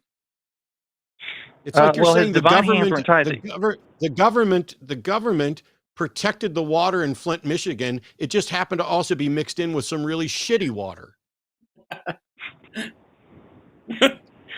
See, in my view, it's not God's fault. It's men have free will, and God sent the revelation. Well, no. First of all, you don't know that we have free. Here's some questions. Did God create the universe, Anthony? Yes. Could he have created a different universe? I believe so. Did he create the universe knowing what was going to happen at every point throughout the future? See, I'm an open theist, so I don't believe that. Okay, then how can he make prophecies if he doesn't know what's going to happen in the future? Because he can predict with great deal of accuracy generalities. That's so why he doesn't know. So when he makes a prophecy, it's just a really, really good guess, and it could be wrong. Good guesstimate? Is that what it is? It's nearly 100% accurate. How do you know that? I would say because how did you pull that statistic out of your ass? Did you use one hand or two? I see here. I don't think God knows what we're going to do until we do it. But God knows our hearts so well that he can predict with nearly 100. When he tells Abraham that I will make your descendants as numerous as the stars, is that an accurate prediction? It seems to, it might be a little bit of a hyperbole, but it might be a little bit of a hyperbole. But how can to have happened? How can God guarantee that Abraham's descendants are going to be as numerous as the stars unless he is intervening to intentionally make people hook up and fuck? Because I think like I said, he can see everyone's heart at the same time, and he can basically predict what they're going to do in certain situations in certain times, and that's why even before they're born, he can know that your great-great-granddaughter right now, your great-great-granddaughter is going to procreate. Can God know that? I don't know. That seems. I have another question. Okay. How do you know God is this awesome guesstimator? What's that based on? It's based on the fact that God, I believe God is omniscient for all things that currently exist. But how do you believe? What is that belief founded upon? What evidence do you have to support that belief? That he is omniscient, that. That's an entire. So there are other philosophical, theological reasons to believe things like that. One of them, but there is revelation that tells us that God has these characteristics and qualities. So if you don't accept those, I understand that. How do you know the difference between revelation and just guys making shit up? Yeah, that's a tough one. So we have to be discerning. That's where wisdom comes in. Yeah, So no, I no, think no. parts of the That's no, no, no. That's not no. When you say discerning and wisdom, that's a lame ass cop out. What we need is evidence to make informed, reasonable positions. That's wisdom. Wisdom is following the evidence where it leads, and not just assuming that God's going to be accurate and that we'll be wise to figure out someday how. So, how can you tell how accurate God is at making predictions? Give me I can't. one prediction. Give me one prediction and tell me how you know it came from God and how you know how accurate it is. Just one. Well, when you say the word no, I'm going to admit I can't know, but that's why there's faith is necessary. Because That's not what I asked. That's not what I asked. Let me give you an example. Let me give you an example. That's not what I asked. Give me one prediction that God made and tell me how you know it came from God and how you know how accurate it is. Just one. Okay, so you know the Old Testament does predict a Messiah, right? Does it For though? the love of the God that you don't think is real, give me one example of a prediction and tell me how you know it was made by God and how you know how accurate God is. Start with the fucking prediction, then go to, I know that this was a prediction from God because then this demonstrates God's accuracy in such and such a way. Okay, so I'm going to go with the prediction is this. The prediction is that a Messiah would be born to Israel. Okay? And that is How do you know that prophesied. that's a prediction from God? Where is that? And how do you know that it's a prophecy from God? Well, it's all throughout the Old Testament prophets. Oh no! It's not all throughout the Old Testament. There's you when Christians are usually bring up these predictions, there's a verse in mind for that. And when you look at that verse, it doesn't always match up to what Christians say it says. Sometimes, for like in Matthew's case, he gives you a prediction that doesn't exist and never has. So are you saying that there was never a prophecy about a Messiah that would come to Israel? No, that's not. That's not what we're saying. Robert was saying. Yeah. I'm saying give me a scripture that you think is a prophecy and how you know that prophecy comes from God. It's very exhausting having to repeat myself 3 or 4 times on a very simple thing. Give me one prophecy, chapter and verse, and how you know that prophecy came from God. That's the first part. Can you do it? Okay. Well, honestly, I don't have the Bible in front of me, and I don't have the verses memorized. But I will say, to my recollection, there are prophecies about a Messiah that would come to Israel. Give me an example. Look, wait. Let me interfere. You don't have to do chapter. Anthony, You don't have to do chapter. You don't have to do. You don't have to do chapter and verse. I'll fucking look it up. But name what about one Isaiah? prophecy. Not an abstract. There are prophecies about a Messiah. Give me one prophecy, and then tell me how you know that came from God. Why is this so fucking hard? Well, first of all, there's 2 questions there. I'm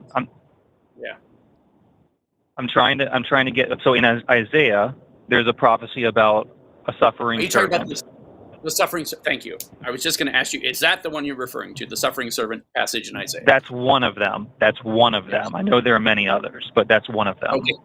Well, let's look at what that passage says. How do you know? How do you know that comes from God?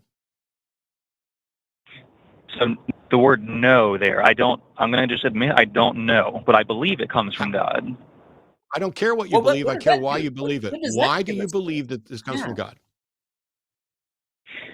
I believe it comes from God because it seems to have been fulfilled in the life of Christ, and that's just my faith. It's like, why am I not? I'm not a Muslim because I don't believe Muhammad was a true prophet. That's not where my faith is. Wait. Wasn't the predictions about Muhammad fulfilled in his life, and therefore, by the same token, isn't that the same as what you're talking about?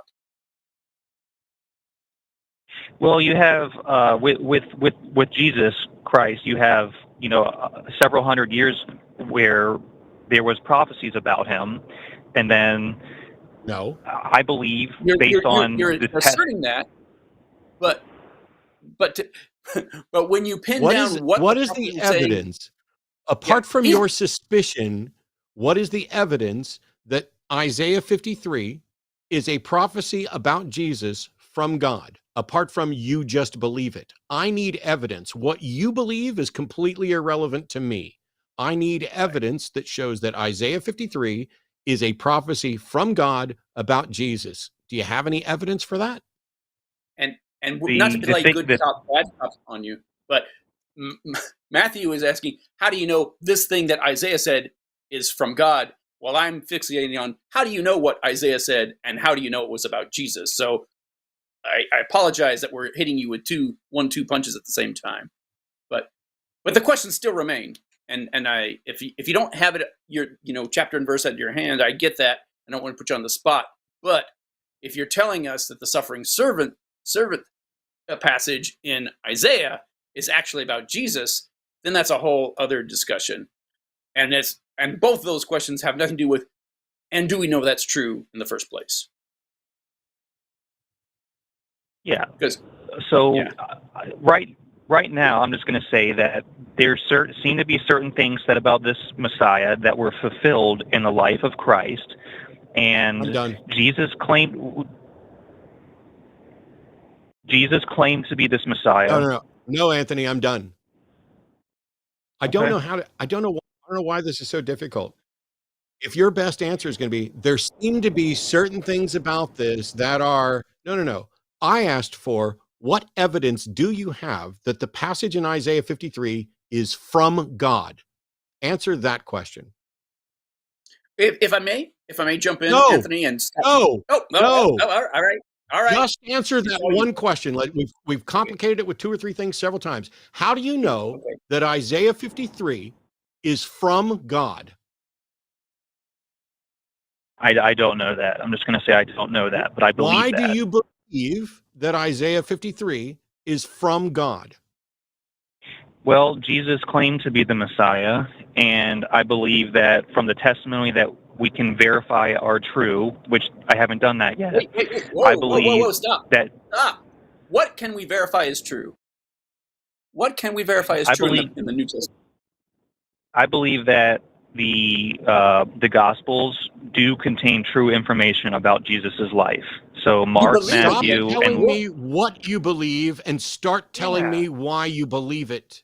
I don't Yes, give a thank fuck what you believe. I need to know why you believe it. And every time I Yes. try to get to the why, you dodge. okay, Do Mark. you have any? Mark was. Do you have evidence to support your belief that Isaiah 53 came from God? Yes or no? Tell me what you're going to say about Mark. No, I don't. Okay. I don't have Tell us proof what that you're it going came to say from about God. Mark. Tell us what you were going to say was about gonna- Mark. Mark was an eyewitness to this is another thing. This is what we hold on. Let me Mark finish. was not an Let me finish. eyewitness. Mark was not an Mark. eyewitness. Okay. One thing we learned from Papias is that Mark was the interpreter of Peter. So Mark would have known Peter personally, and Peter was an eyewitness. So That bingo. What you're saying is a third guy said that this guy was a secondhand witness to another guy. That is called hearsay. It is not. These are but guys trying to sell you a story. No, there's no but. This is- It's just yeah. Yeah. You don't get to do Even- but. Yeah, you can't say Mark was an eyewitness if he wasn't an eyewitness, even if he existed at all. Because Mark in the gospel, funny thing about Mark in the gospel, Mark never says, "My name is Mark. I was the secretary of Peter." He never says anything remotely like that. Nothing remotely like that ever. Same with all 4 of our gospels. None of them say, "I so-and-so am writing this. I was a witness," or "I was a witness to a witness." Nothing remotely like that ever. So now what you're saying is that a dude 60 years later identifies Mark somewhere as someone that Mark doesn't identify as, and says that he might be a witness to somebody else's witness. And in no scenario, even your best scenario of what you think happened, in no scenario was Mark an eyewitness. That's true. Yep. Yeah, I agree with that. Then why did you say that Mark was an eyewitness if it's not the case? I fair, misspoke. Yeah, Mark was. No, but to be fair, you've been taught that a lot. They encourage that misunderstanding. And good on you for realizing that it doesn't follow. What I was going to say was that even if Mark, quote unquote, whatever his real name was who they say he was, there's lots of things that don't make sense about his gospel if he was, in fact, the secretary of Peter. And the reason that whole factoid was invented was to give it credit that it didn't have. Same with all the other gospels. I want to make sure that we get to this page, and then I'm going to give Anthony the last word. I'm absolutely going to give Anthony the last word, but I want to make sure we're on the same page. And that is, you believe Isaiah 53 is a prophecy about Jesus, but you don't have evidence to confirm that this was from God. That correct? Correct. Yes.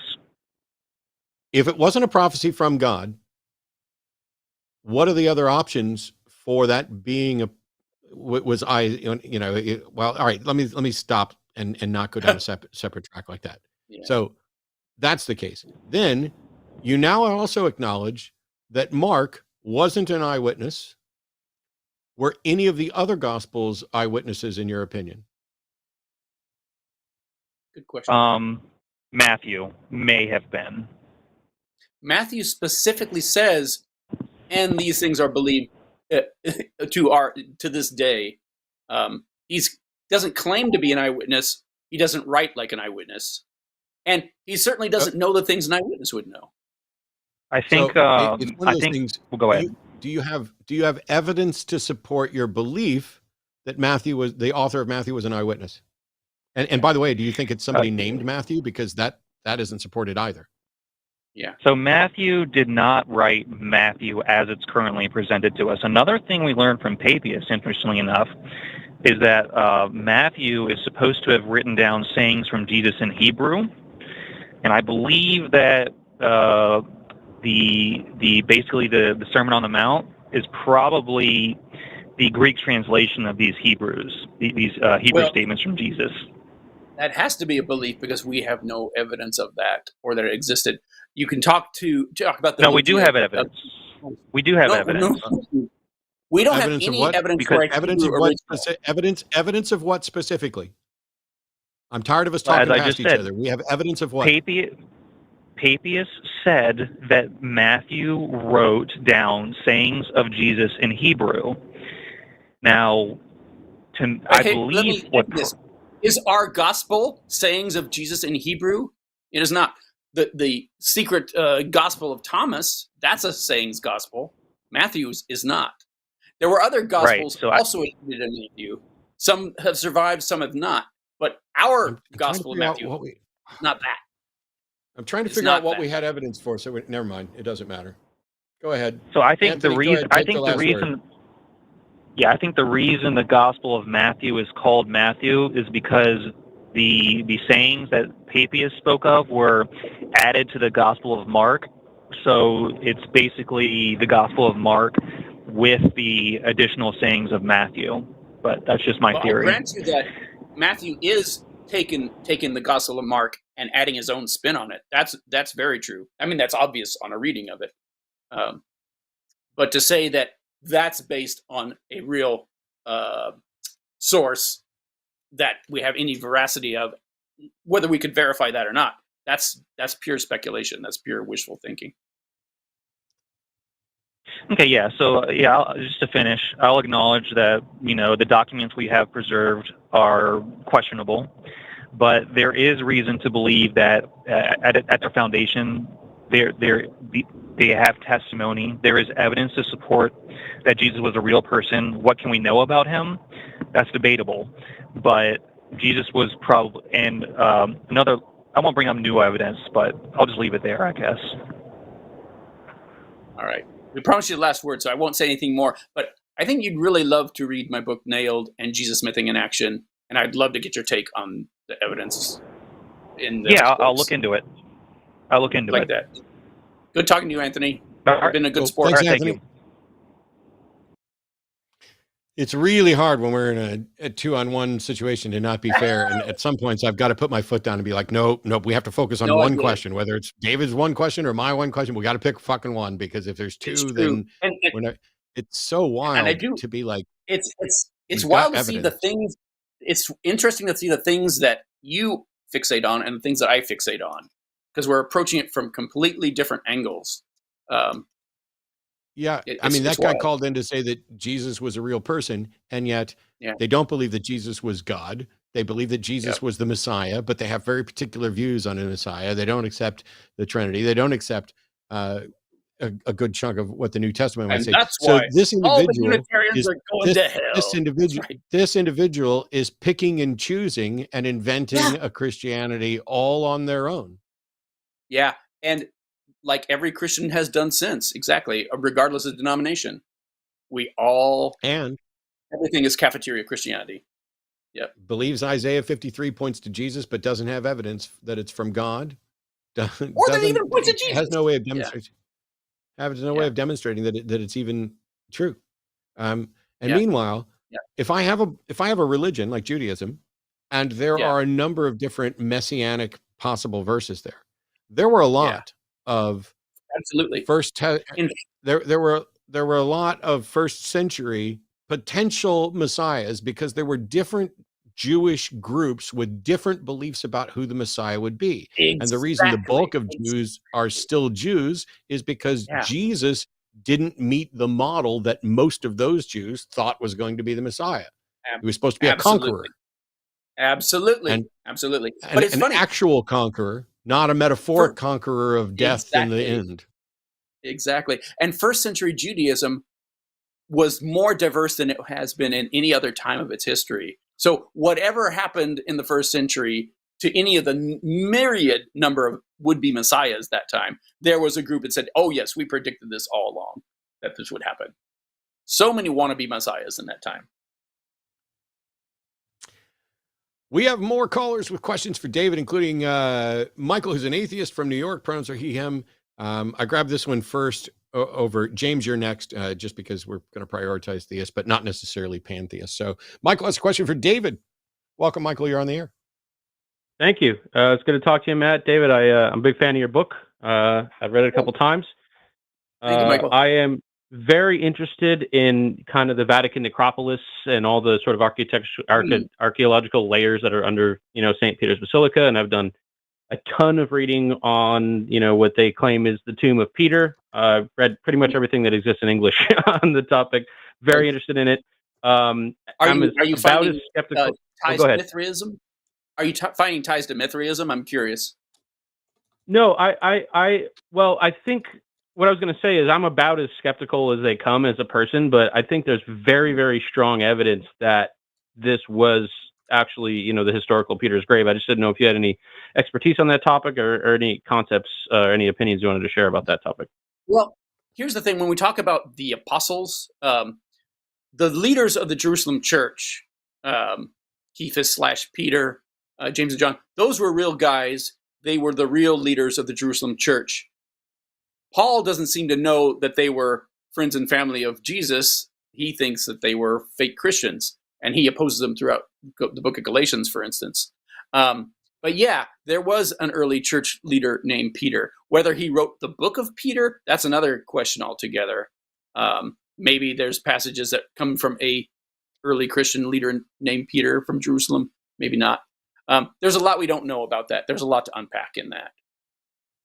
Yeah, I'm not educated enough to take a stance on whether or not he wrote the book, or even whether or not the remains that were found in there belonged to this person. But the tomb itself, I think there's actually a pretty compelling case that's where he was buried. Well, somebody was buried there for sure. Yeah. And maybe. I mean, as an atheist, I don't need Peter to not have existed. I think he did exist. At least the guy is described in Paul's letters. So we have to look at it through the lens of Paul. And that's all we have.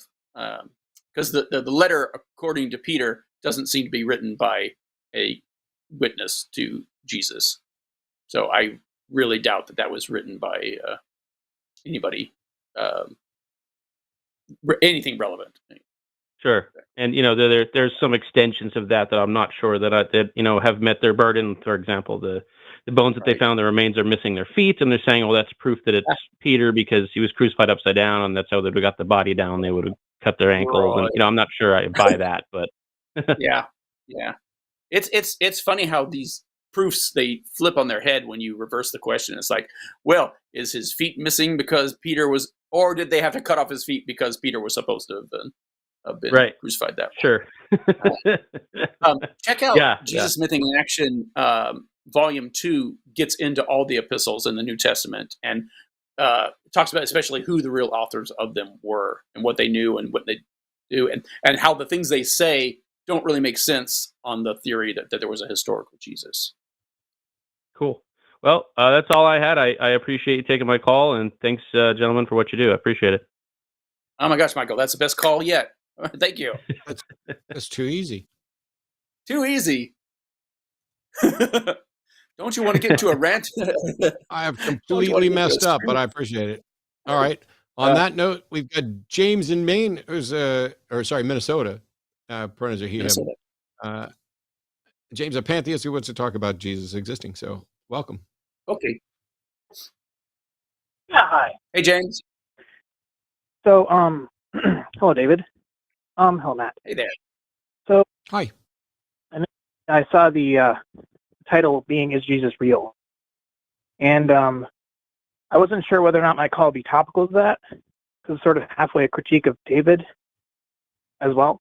I don't know if we want to get into pantheism or not. If you want to, that's fine. Let's approach it from the Jesus question and go from there.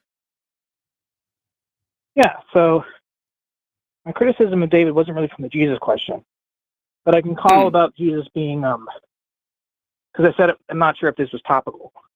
Anyway, let me just state my case. So I basically agree with David's thesis. Any defense of a historical Jesus is going to have to produce evidence that there was, in fact, a historical Jesus.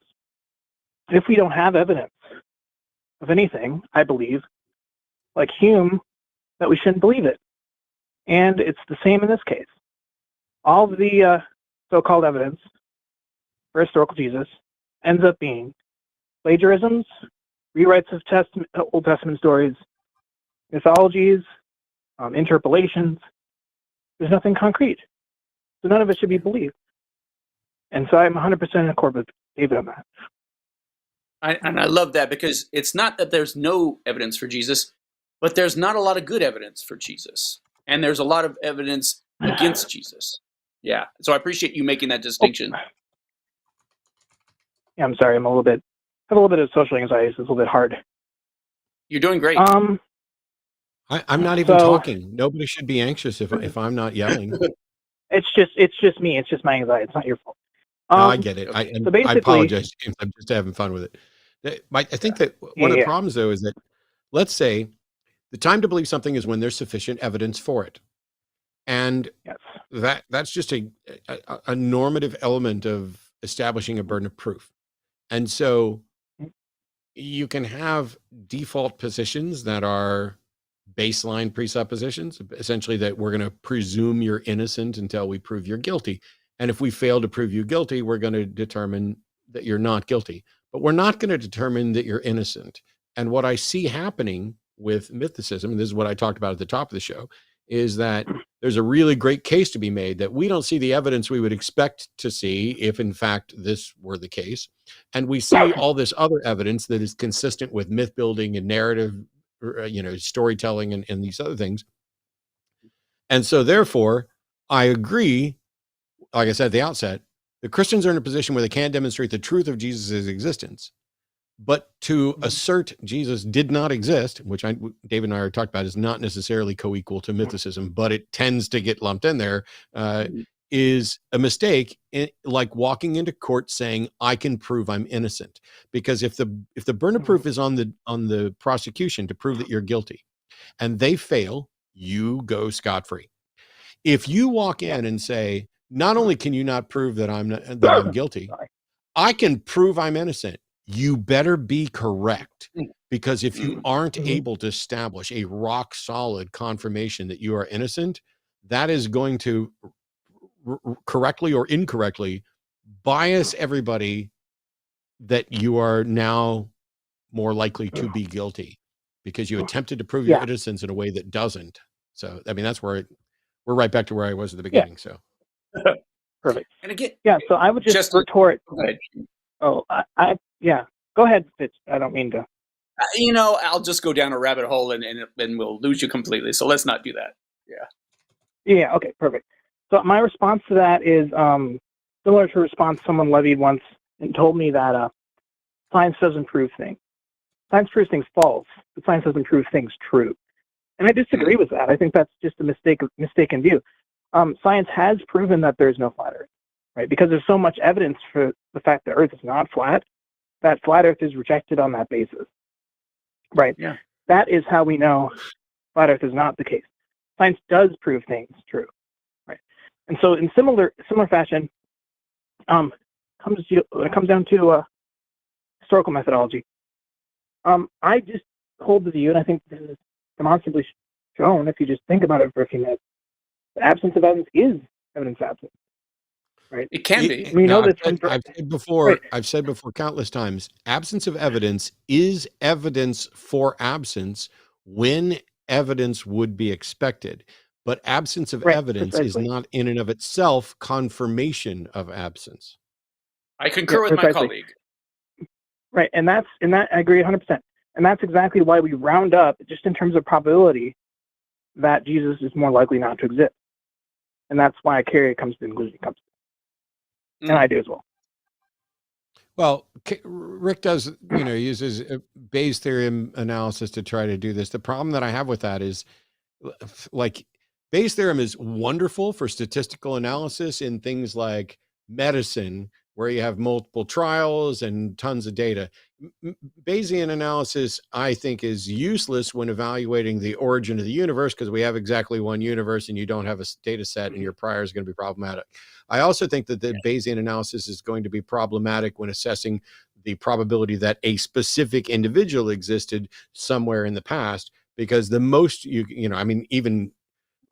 what was Rick come out with, like 70 some odd or 80 some odd percent that he didn't exist? He depending on how generous he is to granting the prior probabilities and steel manning it rather than straw manning it. If you go with the very, very best, it's 1 in 3. But if you ask him what he thinks is plausible, it's like 1 in 12,000. It's much. I want to point out something. I want to point out that I actually think Richard Carey is way too generous, and we can go through that if we want to. Yeah. No, he knows it. It's a rhetorical. That was the point. You don't write a massively thick volume like Proving History as a precursor to building up your case about Jesus and then fail to be overly generous, because you can be very generous and it still comes out where Jesus' existence is at best dubious. It's interesting. Now, I haven't seen it, but I've watched theists like Blake Junta. I debated Blake a handful of times, and he loves Bayesian analysis, and he tries to use Bayesian analysis to confirm that it's more probable than not that God exists and that God created the universe. And so that's why I raised that problem about having only one universe. I would like to see a Christian do a Bayesian analysis of what Carrier presented and show why their numbers are different, what their numbers are that are different and why they're different. And because if they are fine with the analysis but have a problem with the numbers, that would be good to know, and that would move us in a direction towards understanding why there's a difference. If they have a problem with the analysis, cool. I do too. I don't think that Bayesian analysis is correct for establishing historicity of X or any single occurrence event. It can tell us in a broad way for what the probability of a given piece of writing in a particular style might be better classified as, a historical account or a fictional account or, whatever. Anyway, I'm off track. Keep going, James. Well, the problem is that Well, I want to just finish this point because it's crucial to what he's saying. So, Sure. Richard, what's his name? Richard. It's Carrier? the guy who's the philosopher in the UK. He's a philosopher in the UK. He's a Christian philosopher. He wrote a basic analysis on the resurrection. I forget his last name. I had it and I forgot it. But his name is Richard. He's a very famous Christian philosopher. I mean, he's Eastern Orthodox Swinburne? now. In the UK. Swinburne, precisely. Swinburne, obviously. And Swinburne. right. Yeah. The problem with Swinburne, as well as creationists, frankly, is that they're doing the same thing. They're misusing the same way creationists misuse science, the same way that the Christians are misusing Bayes' theorem. I mean, all Bayes' theorem is an application of the general rule that Hume pointed out, that we proportion our beliefs to the evidence, and Occam pointed out that we should be more parsimonious with regards to the claims that we commit to. That's all that is. In the end of the day, the fact is they're simply misusing the theorem to prove their ridiculous claims. That's my retort. Go ahead, David. I don't mean to. Oh, I was just going to say that, I don't get into Bayesian theory, not because I don't agree with it, but my mind is more inclined to look at the evolution of this or that figure, that religion, that particular theological concept.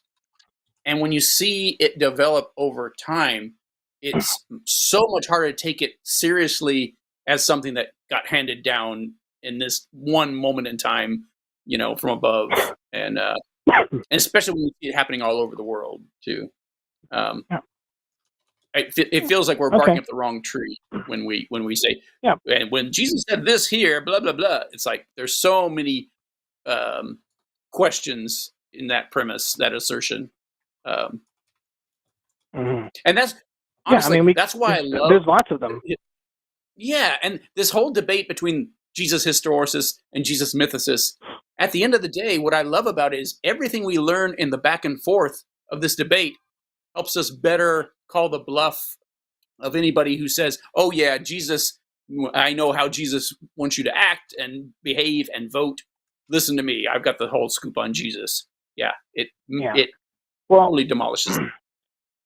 Yeah, for me, I'm more of an extremist on this end, even more extreme than Carrier. And the reason I am, because I think that epistemological methods are important. I think if you throw them out, you might as well just throw out all knowledge. All knowledge is inductive. All knowledge is based on evidence, as far as we know. Could be something else, but as far as we know, it's all based on evidence. It's all based on proportioning our beliefs to the evidence. So if we want to be, if you want special pleading in this case, then why not just throw the rest of it out? I just don't see that as being a very useful research program. So that's why I'm actually very much extreme on the Jesus historicity question. I think that the evidence is clear, so we should not hold his view, any view that he existed, unless you think, like I do, that Jesus is actually a literary construction. We can go into this, but literary construction, a mythic title, meaning God's anointed savior who gives gnosis to the world, and who is probably literary construction based off of the Apostle Paul. We can go into that, but that's not what we mean when we say Jesus. And to me, if that's what Jesus is, then just throw Jesus out the gate. Yeah, this is where we're back to what I've been saying for years, which is if you took the Bible and you made a list of everything the Bible claims about Jesus, each individual claim, just boom, boom, boom, let's make a checklist. Here's a CV of Jesus based on what the Bible says. Yeah. What part of it is verifiable? I don't know that any part of it is strongly verifiable. I think there are some parts of it that might be weakly verifiable, in the sense of, we were talking before about, Papaya saying, "Hey, I knew the daughter of apostles. So I met and talked to the daughter of people who hung out with Jesus." Well, if Papias were just a historian, and had cited sources with information, that would still not be enough, but it would be different from an actual Christian clergy person telling us how they knew the daughters of apostles. Because it's a great thing. If I told you that I met the daughter of crap, I'm not going to think of anybody in the right time frame. I met No. I met Elvis's daughter, and she told me that Elvis did in fact meet with extraterrestrials. Yeah. That's where we are. Me and Papias know the daughter of someone who associated with someone else. So the daughters of apostles associating with Jesus, the daughters of Elvis associating with extraterrestrials. Right. It's a more absurd claim to say Elvis associated with extraterrestrials than it is to say that apostles associated with some itinerant rabbi. That's not that remarkable. But the problem is that what they're trying, the Inquirer article saying that you talked to the daughters of Elvis.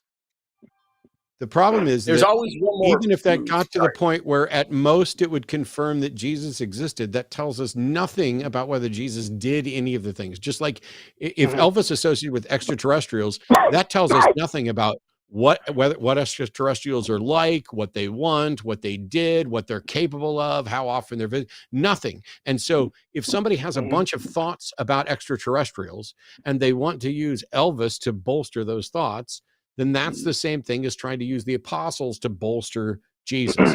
Even if there was a person, which is unremarkable that there was a person, what do we know about them? Yeah.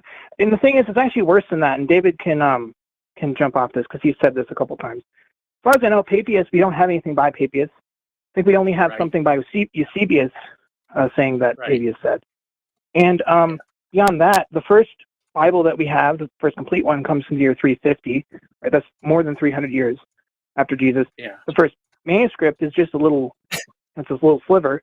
352 comes from the year 175, if you're being honest and not trying to be an apologist and say it comes from the year 125. And it's probably younger than that. And no, I'm getting to it. And Irenaeus is the first one to talk about the Gospels, and we have a whole 150-year gap between Jesus' life and the earliest mention of Jesus in any historical sense. 150 years, complete black hole. Yeah. Between what? So it's harder than that. Oh, there's a complete black hole of evidence, he's saying. And I feel like I could jump on about every single thing years. you just said and said, yes, and what's worse is blah, blah, blah. Anyway, keep going, James. You're doing great. Yeah, that's where we agree with, where me and Fitzgerald agree. Yeah. I do disagree with him, though, and we can talk about that if you want. Also, maybe you want to get into the pantheist thing. I don't want to just ruffle my own feathers talking about Jesus mythicism the whole time.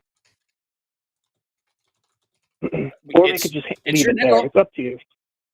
You tell us what you want to talk about. We'll talk about that. Yeah. Well, so ultimately I ended up calling in because I wanted to do some criticism, not praiseworthiness of the show. I got your recent book, read through it, and I just think it's unhelpful. This is the term I'm going to use for this. James, just to be clear, we're talking about playing God. Correct. Yeah. Okay. Yeah, I've never bought one of your books, so I'm not going to use this as a way to judge everything you've ever written. Because most of what you've written seems okay. I just never read it. I've just listened to your talks. But the book that you wrote in question, the Playing God book, the chapter specifically on Buddhism and Eastern religions, I find the Eastern religions chapter a problem because it seems like it's mostly just stuff you could find on Wikipedia. I don't know why. Well, this is just not sure you'd say that. It's based on like John Kingsley and David Drews primarily, and other Buddhist practitioners. Well, that's the Buddhism section. Right, that's the Buddhism section. I'm talking about the other religions. I'm talking about the Buddhist section in a minute. But the other religions, where you talk about Jainism and so on, there's very little. Yeah. Like you don't mention Bronkhorst, for example. He's the leading scholar in Indology. You don't mention him. He does a lot on Jainism and Hinduism. And all this is free on. You could just look it up. It's all free on academia.edu. And there's plenty of things you don't mention. It seems like a lot of this, again, if you just go to Wikipedia and you just read the Wikipedia article and check the sources, a lot of this is just there. I did not get my information from Wikipedia. No offense to the good folks at Wikipedia, but that's not where I go for my sources. Right. Well, that's not my criticism. My criticism isn't that you use Wikipedia. My criticism is that it's not in-depth enough. It feels like it could have been heavily expanded. And it's lacking a lot of details I think are important. No doubt. I mean, again, I was totally focused on the origins of those religions, and particularly the very earliest stratas of them. So there's loads more we could talk about, and all day talking about them. Right. I tell people the problem when you write a book on the evolution of world religions throughout human history is not writing a book, it's writing a short book on that subject. And that's why there's that huge, massive bibliography at the end. And for further reading, check out this. Yeah. Yeah, So, I looked at the only scholar I found when I looked at that bibliography when I went through the chapter. The only scholar I found that was of any note was Christopher Rice. I looked up his book. It's called The Religions of the East. I can't find it anywhere. If you look on Google, look up Christopher Rice, Religions of the East. I guess anyone can do it. You can't find it in publication. You can't find a PDF of it. So I'm wondering, like, how are you supposed to check what you're saying if you can't find a book on it? And I'm also wondering how you got that book. Yeah, Christopher Wright is not the only scholar I took from. Well, I know that, but I'm saying of that's not what I meant. What I meant is to say that of scholars that I found of note, that I found this is important. We need to look this up. Yeah, which might be a subjective criteria. That's fine. I don't disagree with you. All I can say is somehow I found it. Where I found it, I would have to. That would take a longer time to answer, and depending on what thing we're talking about. But that's a very surface level criticism. I'd levy a more in-depth criticism of your chapter on Buddhism. You said you used Kingsley and Drew's. Yeah, Drew's article, if you read it, anyone can look it up. 2017 article on academia.edu. He doesn't actually he doesn't assort or propound any evidence for what he says. He simply asserts it. Anyone can just look that up, which is fine in and of itself, but you would need supporting scholars, just like Carrier would for, say, his book. I don't really see that in your book. You rely on Kingsley. The only thing I could find on Kingsley, when I looked on Google, is his master's thesis in a 20-minute video. Otherwise, he's completely unknown in academia that I can tell. And I didn't see anything you mentioned Beckwith. Beckwith is fine. I like his scholarship, but he's not considered authoritative by scholars in early Buddhism, such as Bronkhorst. He criticizes Beckwith, and that's because Beckwith makes some very, how do you say, he's very idiosyncratic, because his whole book is about the relationship between the Greek world and the Buddha. But I just found a lot of your chapter wanting, I guess is the term. Well, here's the thing too. When you're writing a book on religious history in particular, that means you're going to get pushback from everybody who is associated with that religion, everyone who's affiliated with it, and everyone who approaches it with undue credence. So if for instance, like 30 years ago, if I talked to only people who about the historical Moses, the sources I talk about, I'd say, well, there's Thomas Thompson. All these guys saying, look at the evidence we have for it. 30 years ago, that was blasphemy.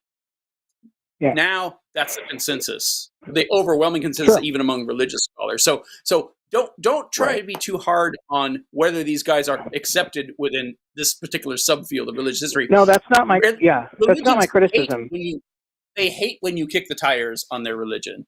It's much more effective to say, what is it they're saying that they're finding controversial? What are they talking about? Yeah. No, that's not my criticism. My criticism is that it seems strange that you use unknown scholars, non-scholars, biased scholars, idiosyncratic scholars.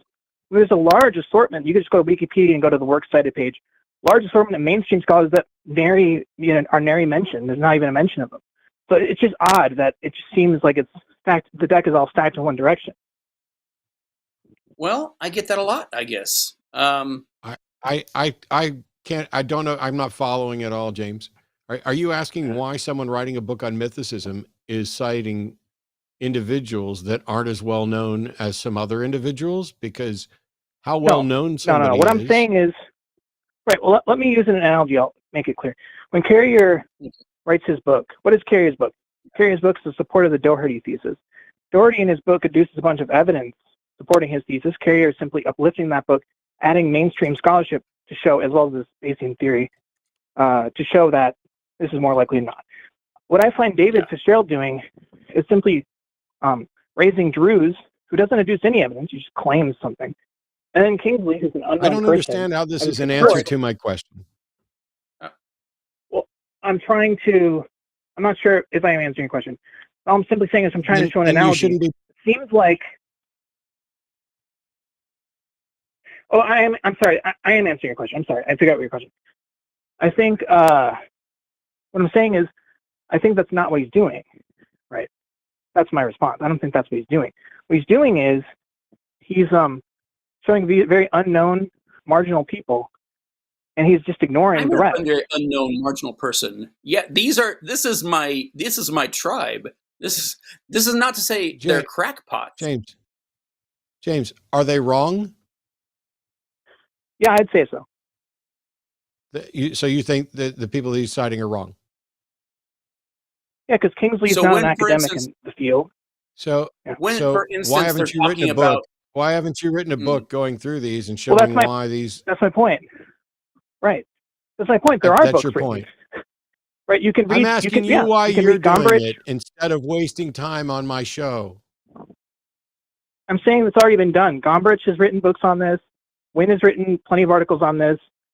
Bromley, Sujato, it's just none of that's mentioned. Every religious scholar has written plenty of books on these. This, on Zoroastrian, these are not Buddhist. On Judaism, on every single religion. These are mainstream scholars. These are not James, Buddhist. For somebody who has anxiety, you're fucking interrupting a lot, considering how patiently I sat here and listened to you. And then when I asked you to try and explain what you're doing, all you've done since then is try to badger. We're done. Have a good night. Oh, okay. All right. Thank you. Yep. Thank you, James. By the way, anybody who wants to call and challenge David on anything he's written, whatever, cool. Challenge me on whatever I said. But when we get to a point where we're just now saying, I think you should have used these references and not these other ones, and I think, cool, go write your own fucking book. That's not what this show's about. Take it up somewhere else. Thank you. I mean, fair play to him for wanting to put my feet to the fire. Because, yeah, we should be concerned where we're getting our information. But as you say, what are they arguing? How are they wrong? That's a better question. Yeah, that's the key thing. Yeah. And he does think they're wrong. And that's cool.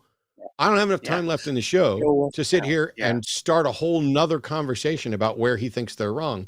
Because while we're happy to discuss this stuff, this is not going to be a let's compare David's book to every other scholar who's written on this and who you think he should have referenced and who you should. That's not what this is.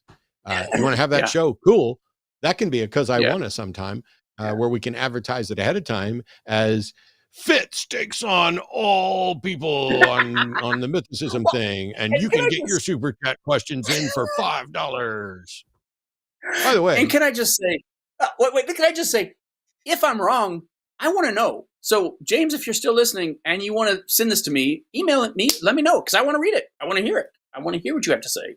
I want to be less wrong, as a very wise man once told me. So let me get back and make the announcement that I was supposed to make ages ago, but we got all distracted, which is tomorrow on the Transatlantic Call-In Show at 2:00. It's going to be Arden Hart and Josie Caballero. Sundays, 2 p.m., regular Sunday show in the middle of the afternoon. One of these days, David, when you got a free Sunday, we'll get you on there with me. But this Sunday, it's going to be me and Aaron Adair. On the Sunday show after dark, it's going to be Jimmy Snow and Paulogia. Monday, Skeptalk's going to be John Gleason and Aron Ra. Tuesdays, Chew Gum is going to be Eve and Alyssa Ljub. And next Wednesday, I'm still waiting. This whole lineup is fantastic. Yeah. Well, this is like every week here. We should throw you in the mix now that you have real internet. You really should. Right? Thank you, Arden. But next week, I don't yet have an announcement of who's going to be with me next week. Gotcha. All right. We have 2 calls left. Let's give this a try. C in Idaho, pronouns are he, him, is an atheist that wants to ask a question about Biden winning the election. So let's try this. C, how you doing? Can you hear me? Yep. Kinda. Hello? Okay. Is this better? Sorry. Sure. Yeah, just go ahead and talk. I can hear you. It's just it kind of okay. got choppy. I think it was. Go ahead. Okay, so it's not so much if Biden loses the election. I got notes just kind of written out, so I'll just kind of I'll read my questions maybe a little long, but basically, it's if Biden loses the election and in the lame duck period uses the powers and immunity that the Supreme Court just granted the president in Trump versus the United States to fix the Supreme Court and prevent the rise of fascism. I mistyped that, but I think what you're going to say is the powers they're going to grant to Trump apply to him, so he should be able to use them. Is that what you're going to say? Well, yeah, basically, would the subversion of democracy be worth it in that scenario if Trump were to use those powers to effectively, declare the Supreme Court, threats to the Constitution, Trump threat to the Constitution, and basically. Let me put this in a package. If Biden loses the election, he's going to still be in office from after the November election until January when Trump would become president again. If he were to, in that period of time, take use of the advantage of the power that the Supreme Court's just granted the president in order to try to stop all of that, would subverting democracy be worth it to fight fascism? And I know that my instinctive answer is no. That that winning by cheating is not a win, and that subverting the will of the people is not what you're supposed to be doing when you're the elected representative. I know that from a moral standpoint, I think the most moral thing you might be able to do would be to sacrifice the end of your presidency and countless other things in an attempt to do this. The problem is that unless what you're doing also prevents Donald Trump from being sworn into office in January, then anything you've done is going to be undone on day one.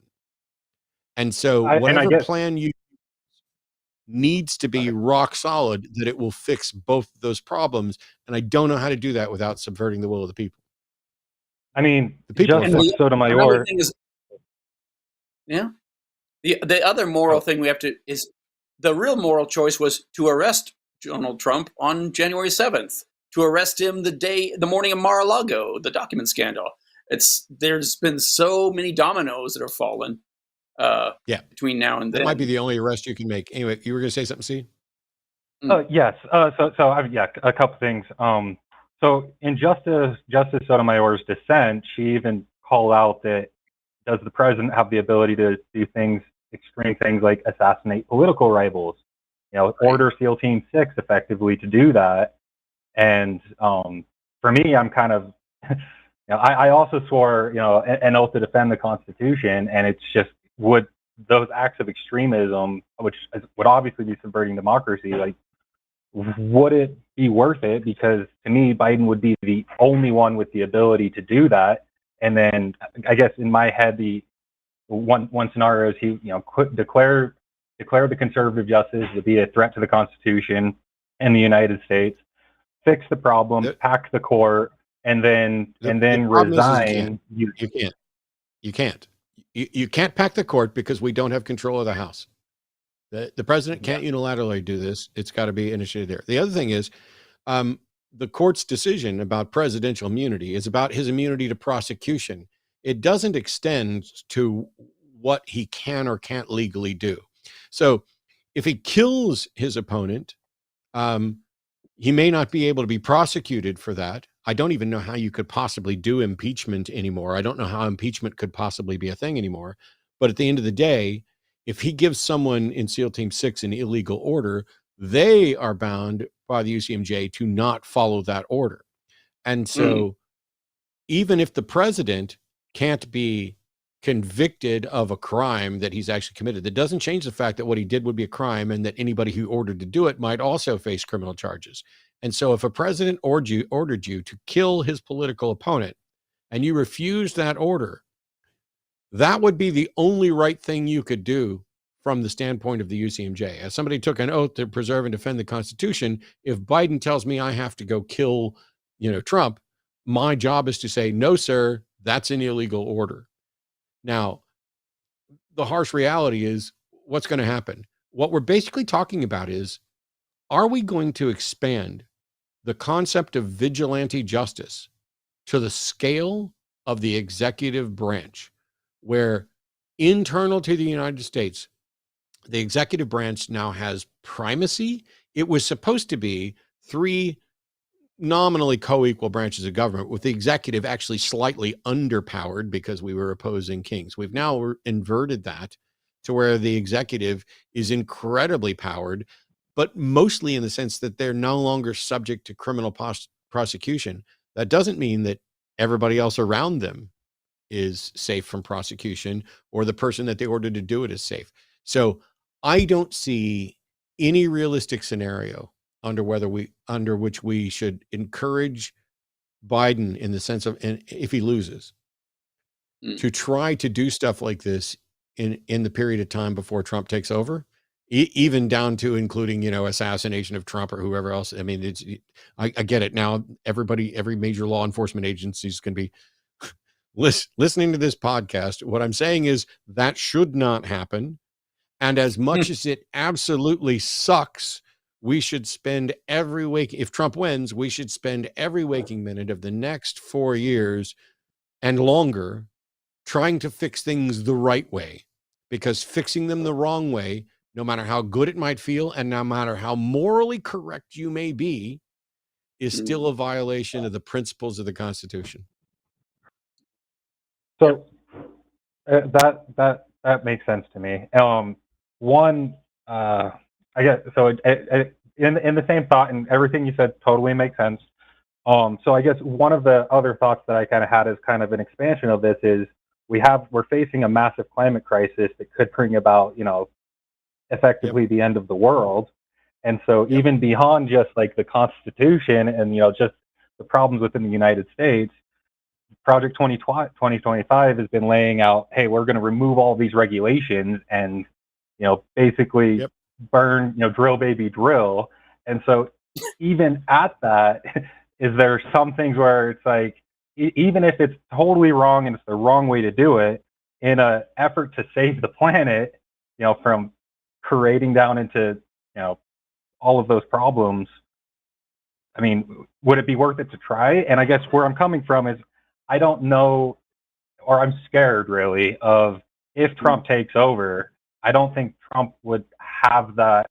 There's a chance, maybe that Trump wouldn't really be willing to give up power again, January 6th V2 forever. And so it's just making me wonder, is this maybe the last chance, especially when we're, all of the existential problems that we're facing that, you know what I mean?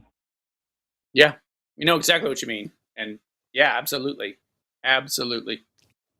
Yeah. Even if it's wrong, would it be worth trying something, it's, it reminds me. And again, I feel like a hypocrite. I feel like a hypocrite for saying that, because I do support. No, I get it. You're not being a hypocrite. You're basically expressing your frustration. It reminds me of, with Deadpool 3 coming out, or Deadpool and Wolverine coming out, the previous end to Deadpool, where there was this discussion of, hey, can we go back and just strangle baby Hitler in the crib?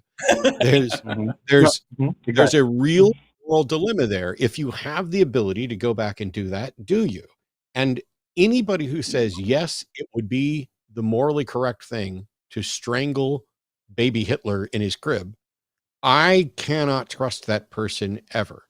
Because with access to that sort of time manipulation, if the best plan you can come up with for saving the world from the Holocaust is to strangle a baby, I think there's something wrong in your head. There's about 53,000 other things we could do, and maybe things within the realm of the law. Now, when we get out of the bounds of science fiction and talk about, and what if Biden just starts using these powers that the Supreme Court's given him, and he does it all for good? We're still in the who watches the watchers scenario.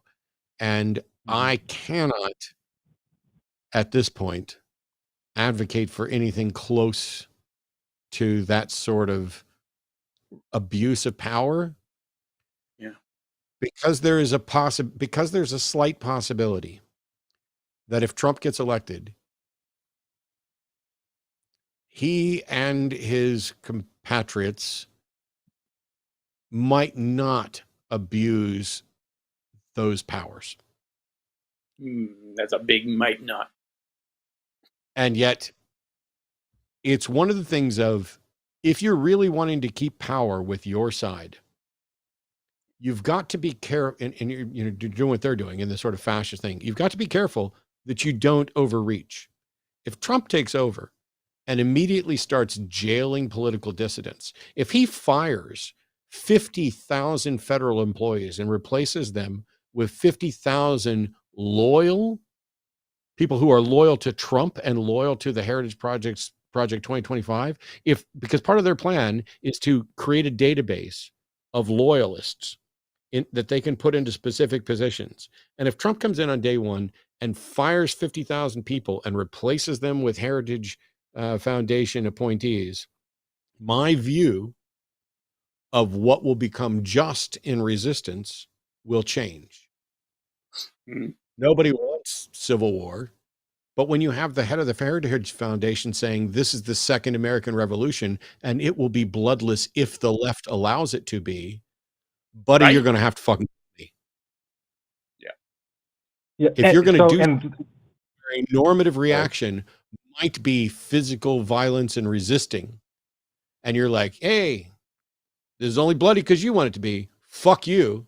You're the one trying to take over the country, and I'm going to resist until there's no blood left in my body.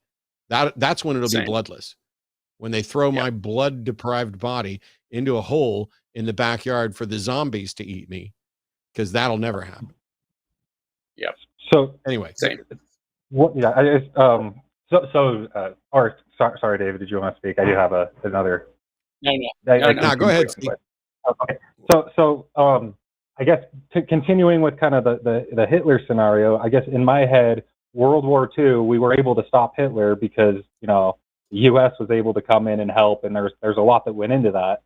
But with the military might that the United States has, not just within the United States, but globally, and there's probably no country that can stand up, even if they band together, So, like, I don't see a check, a potential check if they do a fascist takeover and they have access to all the drones. I mean, like, that's where I'm wondering is this potentially the one and only chance, even if it's completely subverting, all the things that we kind of stand for?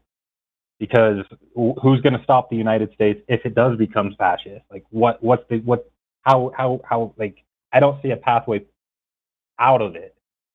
I don't either, but you don't get to take action until the result is imminent. And it's unfortunate.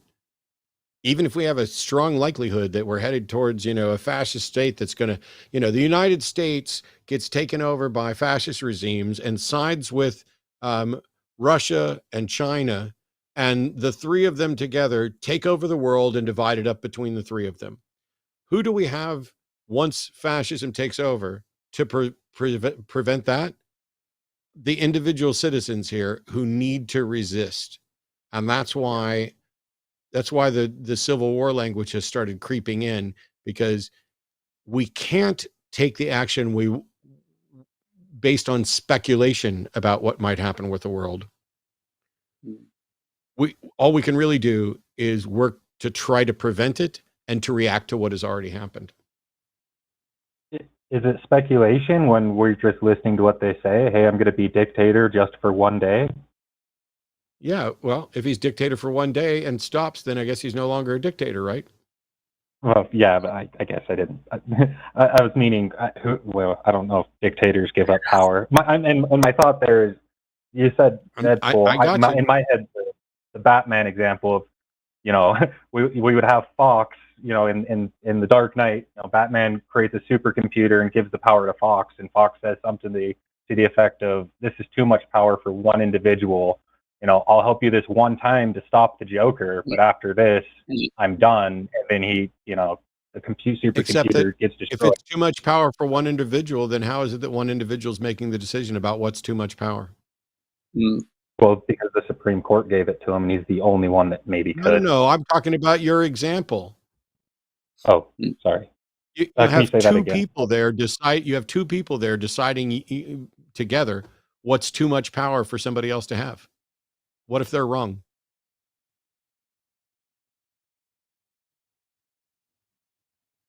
That's Yeah. there's no answer here. See, it's a frustrating thing, and I'm saying Yeah. I feel your frustration. I genuinely hope we Thank don't you. end up in any kind of civil war. I genuinely hope that fascism doesn't take over and divide the world up into, 3 new warring states and all this other stuff. But that doesn't change. You don't get to start cheating just because you don't like that the other side is winning or has manipulated the system. You have to fucking work to change the system, and we have failed. And I don't necessarily know what the next steps are, which is why people are talking about, ooh, would it be okay to take this power? Would it be okay to, engage in violence? At what point is a violent protest actually warranted? Mm-hmm. I don't know, but for me, the answer is not yet. And I don't know what Biden using this power in a lame duck presidency, I don't know what that would accomplish when it can all be reversed in January.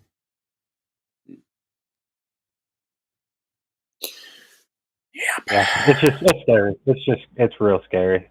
And yeah, It I mean, is. me and probably everyone else, I think we're, I don't know.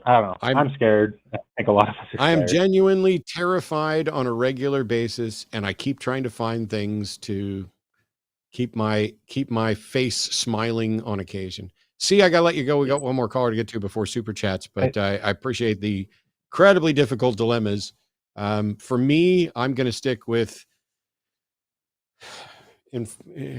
supporting peaceful transition to power and resistance under the law, right up until it can't be that way. Thank you, and thanks for even just beyond this, like everything you're doing. I really appreciate it, and thanks for taking my call. You have a great day. Bye. Our Thanks, pleasure. Steve. You too. We have one more caller to get to, and then we're going to go through our super chats, dividing them up between the two of us, reading them alternately. But David in Virginia has a question for us. David, welcome. You're on with David and me, but David and me. It's like that band, David plus David. One of my all-time favorite songs. Yeah. Hey guys, can you hear me okay? Yeah. Yeah.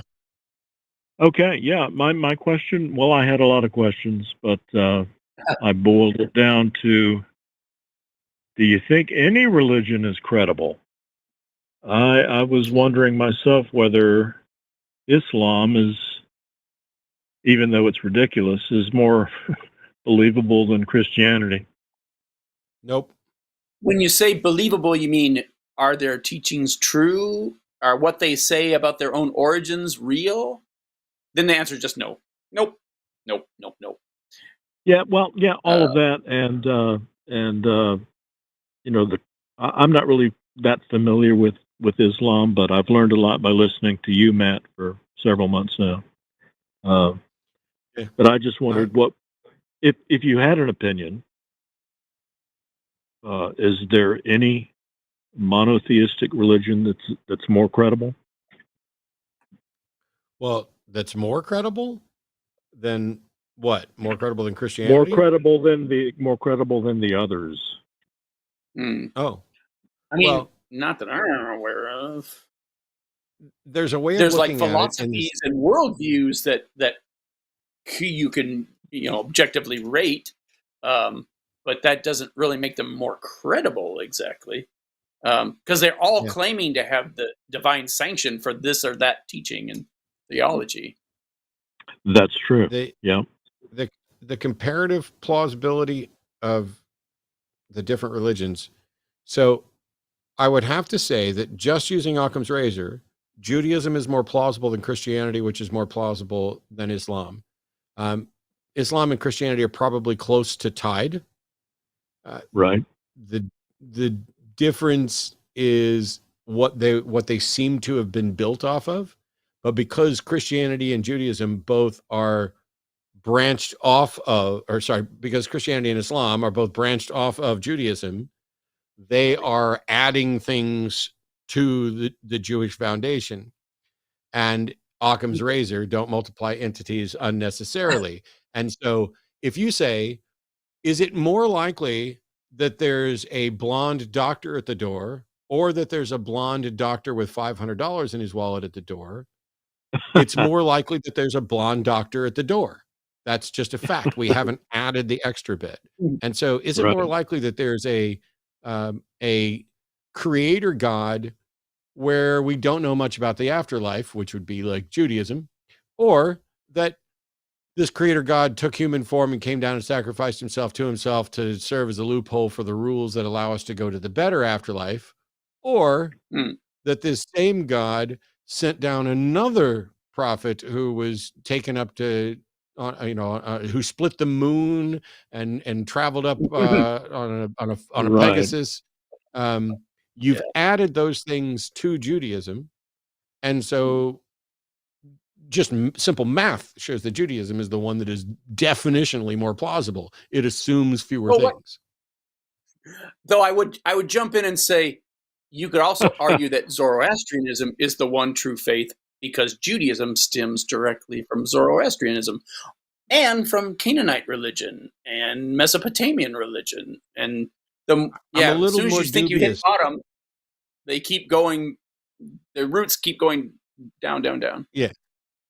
Although last time I said, when I remember 20 years ago when I was first doing the shows, and I pointed out nobody believes in Zeus anymore. And then I've been getting pinged on a regular basis by people who I was going to say claim to believe in Zeus, but I'm just going to say people who believe in Zeus, despite the fact that none of them have any, good evidence and argument. And most of them that I've interacted with are cosplaying bullshit artists. And they, they would rather have, oh, I really like the Norse and pagan mythos. Well, cool. You can like stories. You can go to conventions and you can cosplay, but don't pretend like that shit's real. And nobody is sitting here voting based on what Hecate thinks. It just doesn't fucking happen. There may be people out there. We're going to go to Oracle Delphi, and then we'll get the answer. Yeah. And so, when you're talking about it, are there some that are more plausible than others? Definitely, because there are some that are more implausible than others. As soon as you get to a world where we've invented Scientology, there's by definition religions that are more bullshit than the other religions. But the question for me is, do any of them rise to the level where I wouldn't say that they're almost certainly bullshit? No, not a one that I've ever heard of been presented with, including non-theistic versions of Buddhism. So if you have like a non-theistic version of a Buddhism where you're not saying there is a God, but it still holds to ideals about reincarnation and suffering and, where you've got a hell-like structure called Naranj and things like this. None of that is evidence-based. And so if the only thing you've done with your religion to make it less absurd is removed a God but kept the bullshit, okay. It's like asking which village idiot is the smartest. I love that. I do like rating religions on how much harm they cause, as opposed to, because that is an objective standard. But it needs to be relative, because some of those that aren't causing much harm, if they took over and had like 30-40% of the population, I think they'd be doing more harm than they are. It's like, you look at it from the standpoint of Islam. So first of all, I think Sam Harris called Islam the motherlode of bad ideas. And on that front, I think he's pretty much on the mark. I've debated Muslims. I've debated Muslims here in the United States who defend child brides and who advocate for me being killed for saying the truth, which is if the stories are true and Muhammad married Aisha when she was 6 and consummated at 9, then the Prophet Muhammad is a fucking rapist, or was a fucking rapist. He's not anymore. Because he's nothing anymore. And yet, if I say that, it's supposedly hate speech. I don't hate anybody over it. I think it's a repugnant belief system, and I'm baffled that there are people defending it. But the people who are defending it here in the United States And the Muslims with little enclaves around, up in Michigan or whatever, the Muslims that are drinking coffee and soda and beer and getting tattoos and, coming up with their own version, that is not the same risk that it is when it becomes, a caliphate instructing, a government-led, imam-led regime where your religion has now become the government. Those are two different things. I mean, that's just a fact. And so it would be very, if all you ever knew about Islam was the nice Muslims in America that are hanging out with you, getting tattoos, and they just pray 5 times a day, then you'd look at them as the quirky, harmless religion as well. But give them power and things change. Right. Yeah. And when you say something religion, when you're talking about a religion, you're talking about a group of people in the millions sometimes who are all different, have all different interpretations, all different understandings. It's just, you can only go so far with a blanket statement about any religion. On that note, David, we got to end the call. I'm way over time. I greatly appreciate the thoughts. Yeah. Okay. Thanks, Matt. I'm a big fan. Cool. Thanks, and David. Call us back. We'll hopefully get you Bye. on a little early another time, but I appreciate the topics are really good. So we're going to move on to super chats right now because I've got them all queued up. As a reminder, we read all super chats over $10 on this show. That is not the only way you can have a voice. We put it on there so that because we do long shows, I'm happy to stay here and read stuff. And I love the support. I love the people who are, liking and subscribing to the line, the people who are going to linemerch.com and buying merchandise there. If you're going to call the line, all the links are down below in the description there. But this is just, we want to get as much content out here as possible. And so we're doing this. And so number one, which I'll read, and then I guess we'll alternate after that. $10 from Tess. I appreciate you all. And then a lovey heart. And we appreciate you too, Tess. Thank you so much. David, you want to read this? Yes. Quick question before we get too deep into it. How much time do we have left in the show? Because I've just been informed that time is limited by Mrs. Oh my Day. God. Yes. Dana has come to corral you. We have about 50 or so of these to read. It could take quite a while. If you need to go, that's fine. And I can do these on my own. I know we should have discussed the time before. If there's any specific ones today, if we can do those first, maybe? I don't know how this works. You go ahead and read this one here, and I will look through for ones that are specific for you. All right. This is $10 one from I Got Cookies. This okayed by Jimmy. Iowa atheists and free thinkers are protesting the Family Leader Summit and for trans rights on July 12th at 4 p.m. Email activism@iowaatheist.org to join us. Hi, chat. Can't make it tonight. That's awesome. Thank you. I Got Cookies. All right. I'm picking ones that have your name in it. So $10 from 1020 Carrie. David, how many kitties do you have? We are down to a mere 9 kitties and a dog. My goodness. It's a ghost town here of kitties. Let's see. I'm going to go through some of these really quickly. Okay. Sorry, what, hon? I said I've got the next one. You can search on the queue for David's name. If that helps you find this ones you're looking for. The thing is, there's no way for me to keep track of which ones have been read and which ones haven't if you're adding them from your end. Well, once you read them, I will remove them from the queue. Okay. So go ahead and pop up the next ones. Thanks for your patience and understanding, guys. $10 from Monkey at a Typewriter. Okay, you don't believe in a Jesus, but what about a bunch of them? Are you a mythicist when it comes to the life of Brian? Great show, guys, and I'll definitely be looking for David's books. I'm not even sure how to answer that. It's a great question. I think this may be what if Jesus is a conglomeration of a bunch of people? And I think in that case, all it does is confirm the mythicist position that because a conglomeration of a bunch of people is a person. Though for what it's worth, there's some religious leaders where I think they could have been a conglomeration of different people. I don't know that Jesus necessarily falls in that category. Again, nothing implausible about it. I just don't think that's what it was, in my humble opinion. based on the stuff I've read from scholars I respect. Caveat, caveat, caveat, caveat. Yes, as opposed to all the better sources that somebody thinks you should have included but didn't. If I had a nickel. If I had a nickel. Those are the only ones that have David's name in them. I tried to look up like Fitz and Fitzgerald and everything, and I didn't see anything else. So I think those are the only specific questions we have for Thanks, David Arden. right now. Thank you, Arden. Well, if it turns out there are more people with questions for me, feel free to send the message to Matt, and he'll pass it on to me. Or you can email me. Just at let everybody right now. So hang on. Yeah. I'm gonna put a couple up real quick. Okay. So 999 from I Am Conrad. Currently listening to Nailed on Audible and assuming Amazon snakes the bulk of profit for hosting your work. Here's a super chat to help you compensate. Matt, did you ever cross the line while at sea? No. I do not have, I did not go south of the equator. I came really close, but we couldn't get permission. Let's try that one.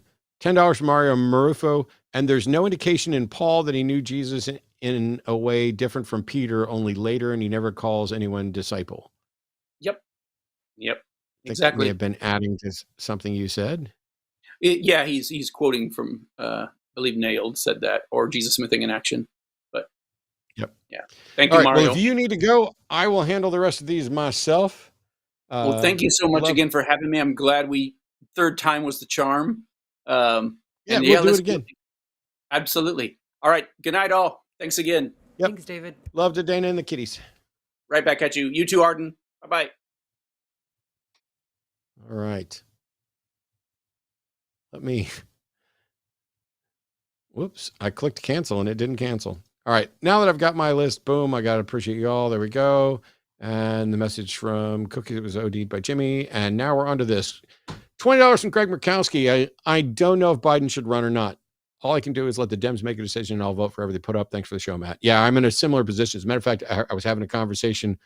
Somebody messaged me during the show and was asking where was I on whether or not I think Biden should step down versus where I am. Well, they didn't quite ask this, but I framed it that way. Where I am with regard to whether or not I think Biden will step down versus whether or not I think he should. And right now, I think I'm just slightly over 50% that he will. And I mean just slightly over 50%. On the should question, I really don't think there's good enough data. And I know that there's lots and lots of arguments about the reliability of polling data. And I don't find confidence in the polling data because I keep finding areas where one thing is expected and something else happens, including if you watch the polling data in France, the results of this election does not line up with the polling data, which of course means that people are running around saying, oh, they cheated in France too. Anytime, there's a reason we have the elections and don't just rely on polls. And I think that we live in such a jaded world that I think there are people who are sabotaging polls. I think that only a particular subset of people are likely to even participate honestly in a poll. And between that, it makes polling kind of dubious. And the art of the pollster is to get the most accurate response for the question you're asking without directly asking the question sometime. And so I think we just need better poll stuff on there. But whether or not he should, I haven't seen good enough polling data to say that that's the best option. But yeah, I'm with you, Greg. It's blue no matter who, and that's because everything about the blue platform is superior to the red one. 999 from Rosina. Cereal is soup killer. Gives Matt an even deeper, longer hug. Oh, thank you. Should have Arden come over and give me a big hug. But she's busy working. $14 Canadian from Tariq Al-Safi. Matt, I saw your debate with IP. That's Inspiring Philosophy. That's Michael Jones. On danger of religion. Was Moses religiously intrinsic when he committed genocide in God's name and Pope's genocides are all Christian slave owners religiously extrinsic. I don't understand how you're using intrinsic and extrinsic in this question.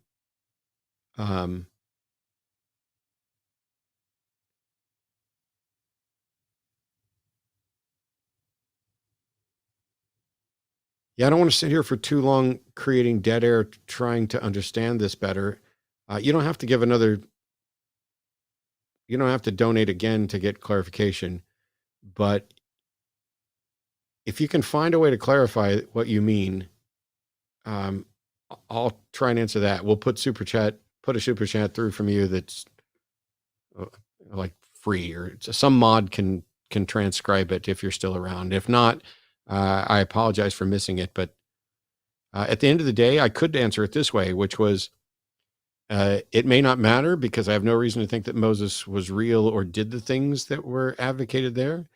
And Christian slave owners are at least consistent with the passages in the Old Testament that support slavery and the passages in the New Testament that don't actively prohibit it. There's nothing in the Bible that says thou shalt not own slaves. In fact, the opposite is there. And so if you're using intrinsic and extrinsic to mean consistent with the book, Moses couldn't be consistent because there wasn't a book.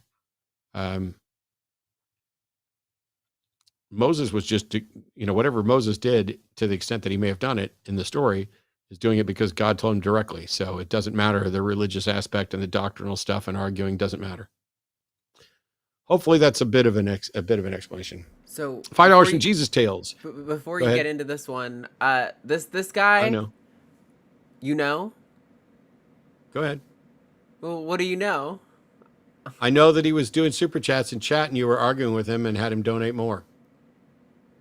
Okay, that's not what I'm gonna say. He donated $5 and I told him to send 5 and I would put the first message through, but then he sent 4 different messages of $5.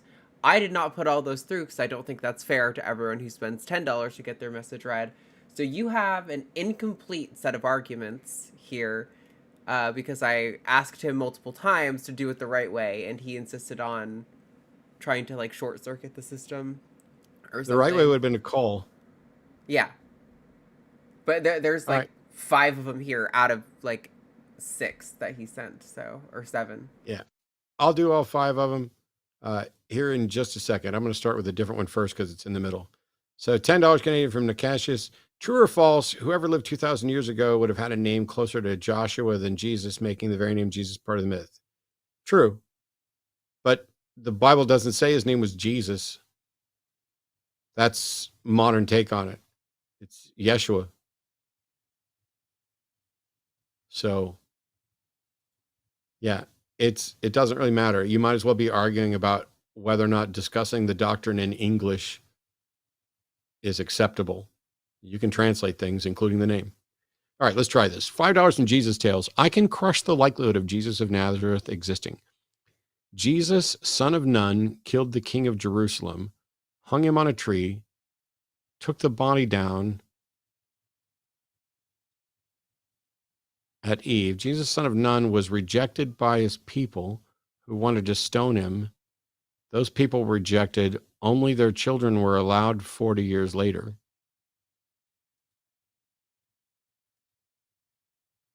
"90 times in 16 chapters, Mark uses a prior tale of a prior Jesus. This erases any reason to think Jesus of Nazareth existed. John the Baptist is the Moses to the Jesus, like Elijah, Jeremiah, Ezra. This is a repeated foundational myth. Moses, Jesus, Joshua was first, then Elijah, Elisha, Jeremiah, Jesus, son of Jehozadak, even Ezra, Nehemiah. The authors declare they are doing Moses, Jesus myth. And the last one, prior Jesus tales, Old Testament, provide the passion narrative, the miracle of Jesus, the purpose of Jesus et al. Jesus, Nun, Jeremiah, and Jesus of Nazareth were rejected 40 years before Jerusalem fell. And there's only one more message that we didn't put in here? I think there's 2 more. Sorry. Well, as it stands, this is a bunch of incoherent stuff. I think what you should do is maybe put together a video of the case you're trying to make and send that to David Fitzgerald to see if what you're saying is consistent or inconsistent with what he's saying. But Joshua ben Nun, so you're talking about essentially the version of the Jesus name is a Joshua of Nun from Nehemiah. I don't understand. It sounds like I've read these messages through, and it sounds like you're saying the stories in the New Testament about Jesus are mirrored copies or whatever of, Joshua or Hosea or any whatever version of this name of Nun was, and that somehow disproves Jesus of Nazareth. And I'll tell you right now, that does not and cannot disprove Jesus of Nazareth. Arguments via analogy of saying, ooh, this is similar to this, therefore the new thing didn't happen, it is just a copy of old, that is a fallacious argument. You can make the case that it's more likely that this is a copy, but you can't make a case that it didn't happen. Just like I could play poker every Friday night with the same people, and every Friday night I could talk about how this is the hand where I'm going to get a straight flush, a royal straight flush, and it never happens, and it never happens, and then finally we have a week when you're not there, and it does happen, and you're like, well, you've been saying that every week up till now, and that proves that you're wrong, that it didn't actually happen. That's just a fallacious line of reasoning. It may be a lie. It may be something we put together. It may be that merely mirroring the thing we've said 10 times before is being done to try to fool you, or it may be the case that it actually happened. And so when you have these stories, I agree that copying aspects of the stories makes it likely that these stories are copies, but it does not mean that you can conclude that the story is necessarily merely a copy. And if that's not what you were trying to say, my apologies for not understanding it. $25 from Nikki D. Matt, during times of major frustration, I picture you looking directly in the camera and stating, don't make me get Arden. I would buy that t-shirt. Deal. Honey, you want to make a new shirt? Noted. Thank you. Don't make me get Arden. That would, I love it. I can see where that, yeah. Don't make me call Bart Ehrman, which, to be fair, I don't think I actually have Bart's number, but we have a number of mutual acquaintances where I could probably get Bart on the phone fairly quickly if I really, really needed to. But we didn't need to because, first of all, much as I like Bart, doesn't matter what he said. What Bart's opinion doesn't in any way impact the facts of reality. And so if you're going to cite another atheist who may disagree with me, woo! But actually, I don't think Bart and I disagree. I think Bart and David disagree on the historicity issue. But yeah, it's so funny when people do that. $14.99 from CCH. I wrote a whole song after hearing a really bad argument for God on the line. I get inspired by really weird things. It's called Read Between the Lines by Such a Days. Love from Australia. Well, is Such a Days, I guess, your band? Or is that your band name? I don't know. I remember there was somebody who wrote a song based on a call that came into the atheist experience where somebody threatened to punch me in my fat face for Jesus. I was going to pull up YouTube and actually play it because you can still find it. I'm going to punch you in the head.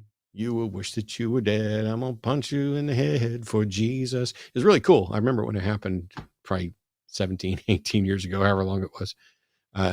but we'd just end up with a copyright strike. And I've already said terrible things about the Prophet Muhammad that's going to cause a problem for somebody, I'm sure, despite the fact that it's completely true and accurate. And it's the Muslims that should be embarrassed for defending that. $10 from Yuri Bursakov. Finn sounds like an instigator troll that also called Seth's show today. I hope you flag him. Thank you for the wonderful show. I used to be really good at identifying voices.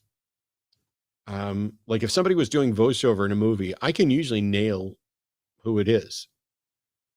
For whatever reason, there have been so many callers over so many years that even if someone's called in and had 2 or 3 conversations and is constantly calling in with the same name, I no longer have the ability to just recognize the voice and go, oh, this is the person and where we left off. Unless it's somebody I've actually like met in person and interacted with. You know, I only had to spend 15, 20 minutes with Than before our debate, where I may not recognize Than's voice if you just played me a voice. But if Than called in and said, hey, I'm Than, I would know where we were in our conversation and continue from there. And by the way, that's very likely to happen. Not him calling in, but us co-hosting some stuff together to finish up some debate reviews, etc. So I don't want to go just off of voice. And there's so many people out there watching the shows who are like, oh, they're using a voice changer thing, or this is the same person pretending to be somebody else. Some of you are so much better at it. And yet it's not sufficient evidence for me just to be like, yep, let's hang up. Instead, I'll let them bury themselves over and over again. I wish I'd get, I wish we'd never had time for the troll calls because we were getting so many actual sincere calls. $10 from Mario Marufo. The point of Jesus. Oh, we did this. Jesus mythicism isn't to debunk Jesus. It's to take Paul seriously. My dad had a near-death experience. That means he met Jesus in exactly the same way Paul did, by tripping. Yeah. I know that I've seen several here from Mario.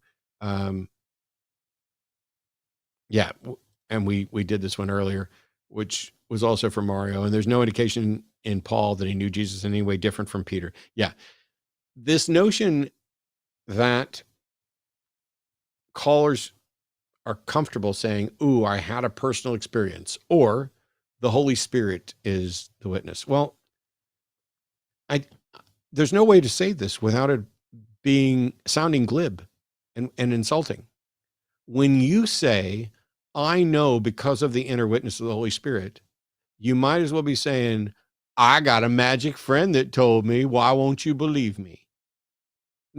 That's saying that it's because of the inner witness of the Holy Spirit is basically just asserting, I have a special way of knowing that is not available to you, and I can't demonstrate it to you or anybody else. How is that different from the person we put in a straitjacket and lock up who thinks they're getting messages from the aliens? I mean, maybe they are. How did you determine they're not? I saw a post today. I've never taken Ambien, but it was it was a meme about Ambien where the Ambien says something like, hey, where's your unicorn? And your brain says, I don't have a unicorn. And the Ambien says, well, then you should take your clothes off and go inside of the Toys R Us and find your unicorn. It's if drugs are making people think stuff like this, if drugs are changing the way people's brains work so that they have thoughts like this, if mental health issues are making people feel as if they're getting messages from this, religion isn't mental illness, but there are mentally ill people who are also religious. There are also mentally ill people who are atheists. The issue here is if you're citing an internal message, we don't get to say that you necessarily have a mental illness because it could be chemical. It could be any number of things, and it could be real. What we can say is, I have no way to tell the difference between what you're attributing to the Holy Spirit and what Sarah over there is attributing to the aliens from Alpha Centauri.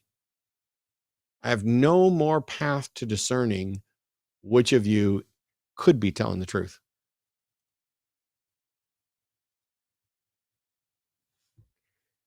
$10 from Jeff Cochran. If Jesus were a historical figure mythologized in the decades after his death, what evidence would you expect there to be?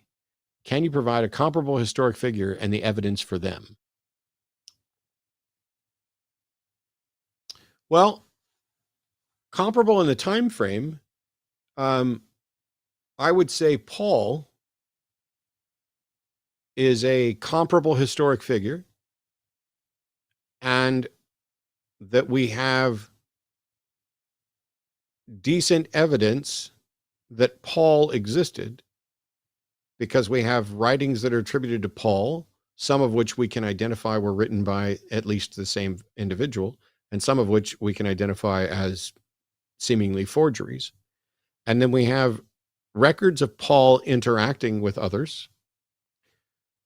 And so at that point, there's nothing about the existence of Paul that is critical to believe or important, because Paul isn't important to the truth of what he says. It doesn't matter if everything written by Paul was written by, John, George, and Ringo and just attributed to Paul. That doesn't change the truth of the writings. It's a different issue when you're talking about Jesus's existence, because if Jesus didn't exist, then the entirety of Christianity is a lie. It is tied to the existence of that individual. Whereas it's not tied to the existence of Paul, it's tied to Paul's writings. And so that's a comparable historical figure, and having writings directly from them, even if we got the name wrong, still means there is an author. It would have been really cool for the all-knowing, all-powerful, all-wise God of the universe, when he was down here taking human form, to write something in his own hand. Maybe write 6 or 7 things in his own hand. Maybe write more letters than Paul did if you're actually going to be the cornerstone of the religion. But thanks, Jeff. 10 from Inja Kuro. I'm not even going to look it up. Hey, just stumbled upon this channel a month ago and have been binging it ever since. You guys helped me so much in realizing it's okay to interrupt.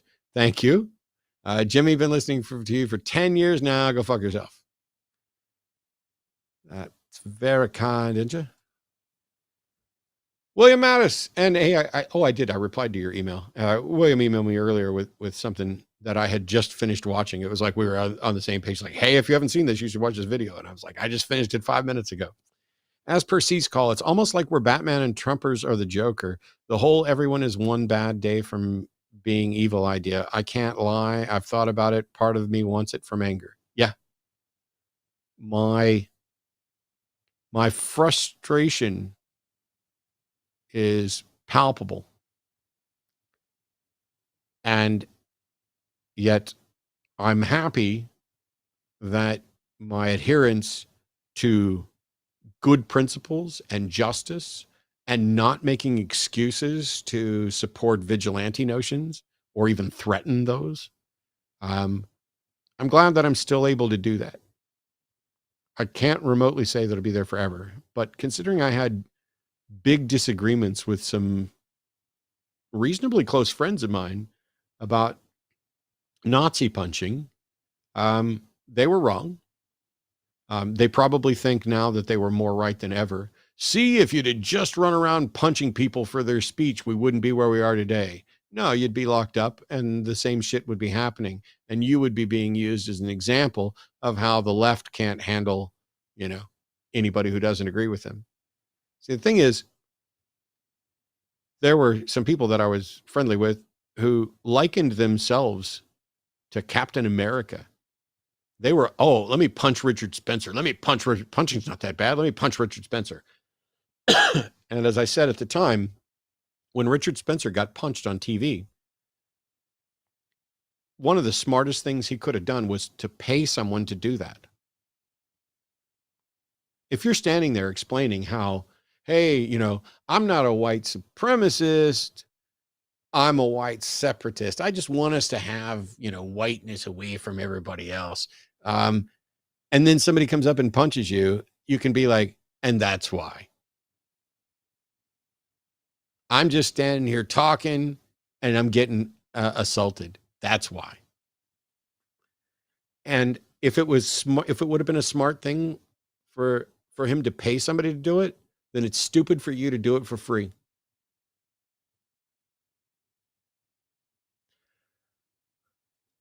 And yet, I got labeled a Nazi sympathizer for suggesting that I wasn't just going to punch people for things that they said.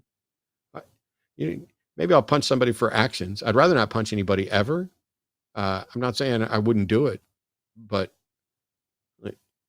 do it in self-defense.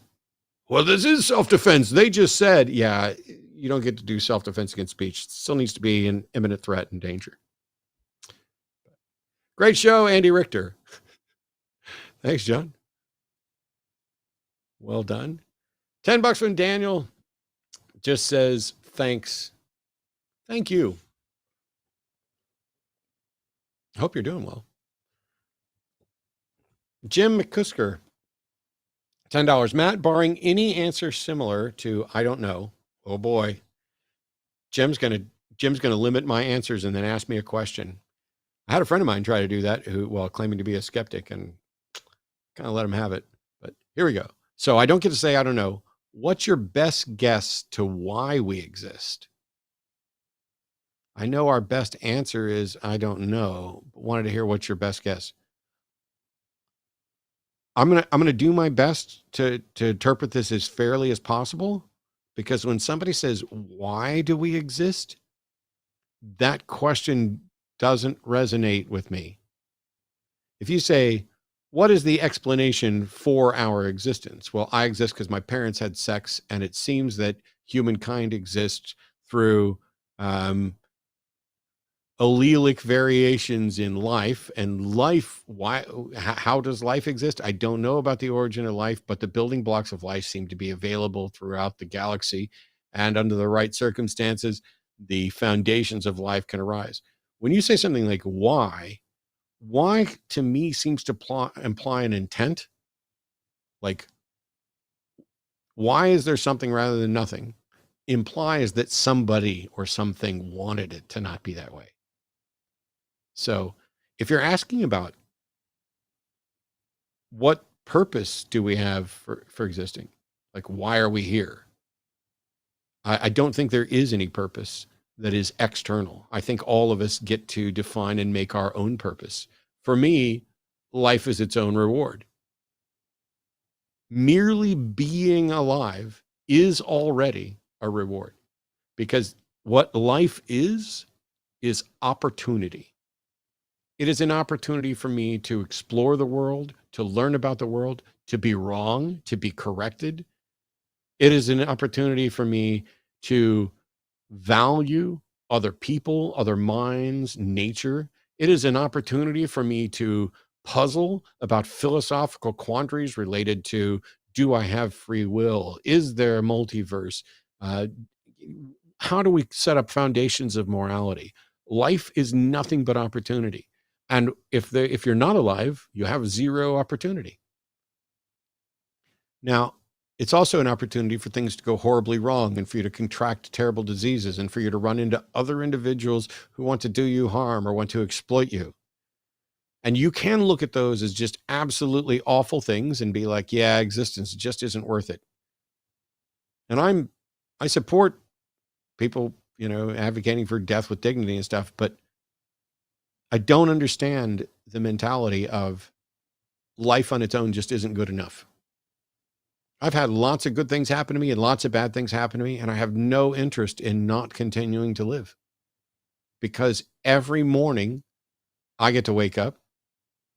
I get to look at the animals that we have here. I get to find new animals outside. I get to have a hug ready for Arden when she comes downstairs, sit there and talk with her while she's having her coffee, plan out our day. Then I get to watch stuff and learn stuff. The notion that there needs to be some externally imposed why is just bizarre to me. It's something we would reject anywhere else. If you were born and the government decided what job you were going to have, we would rebel.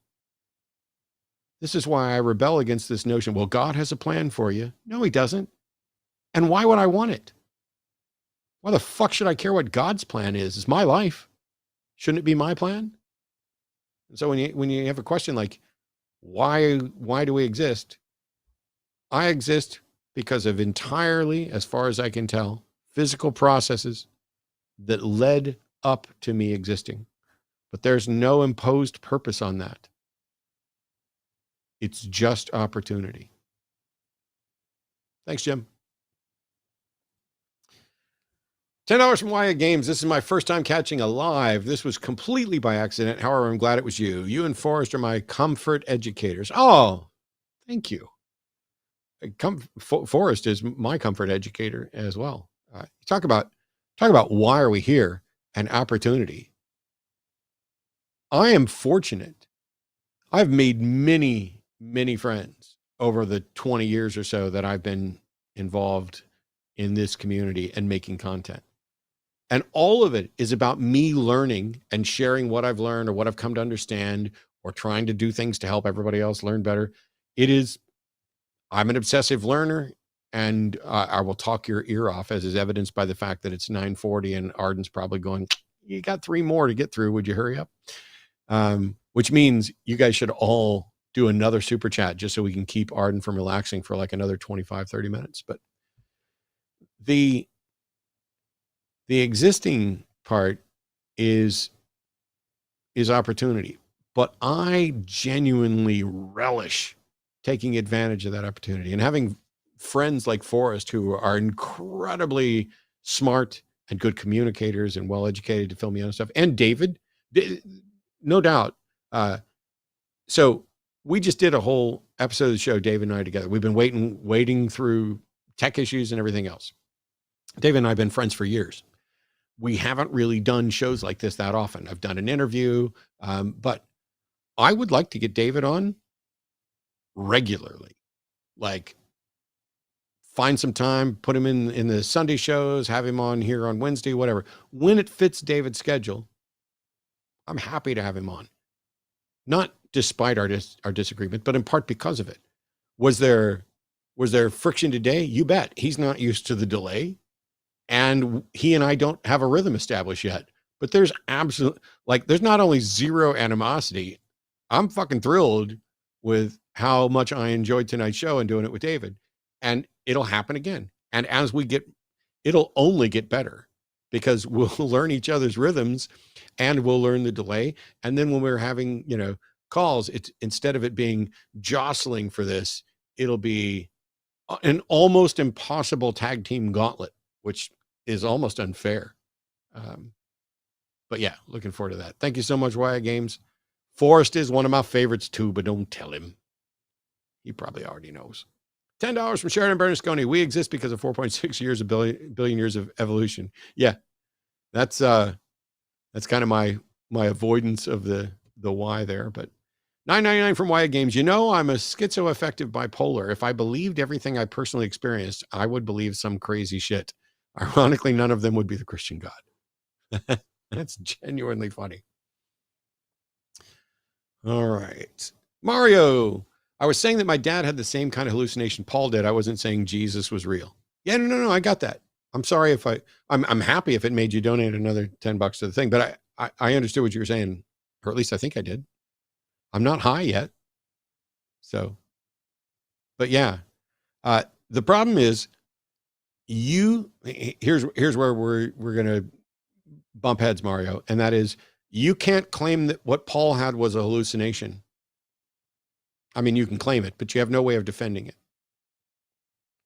I would agree that is one potential reasonable conclusion, that the Damascus Road experience was no different from what Mario's dad experienced, as one possibility. And it is entirely possible that Mario's dad and Paul both had a delusion that doesn't tie to reality at all.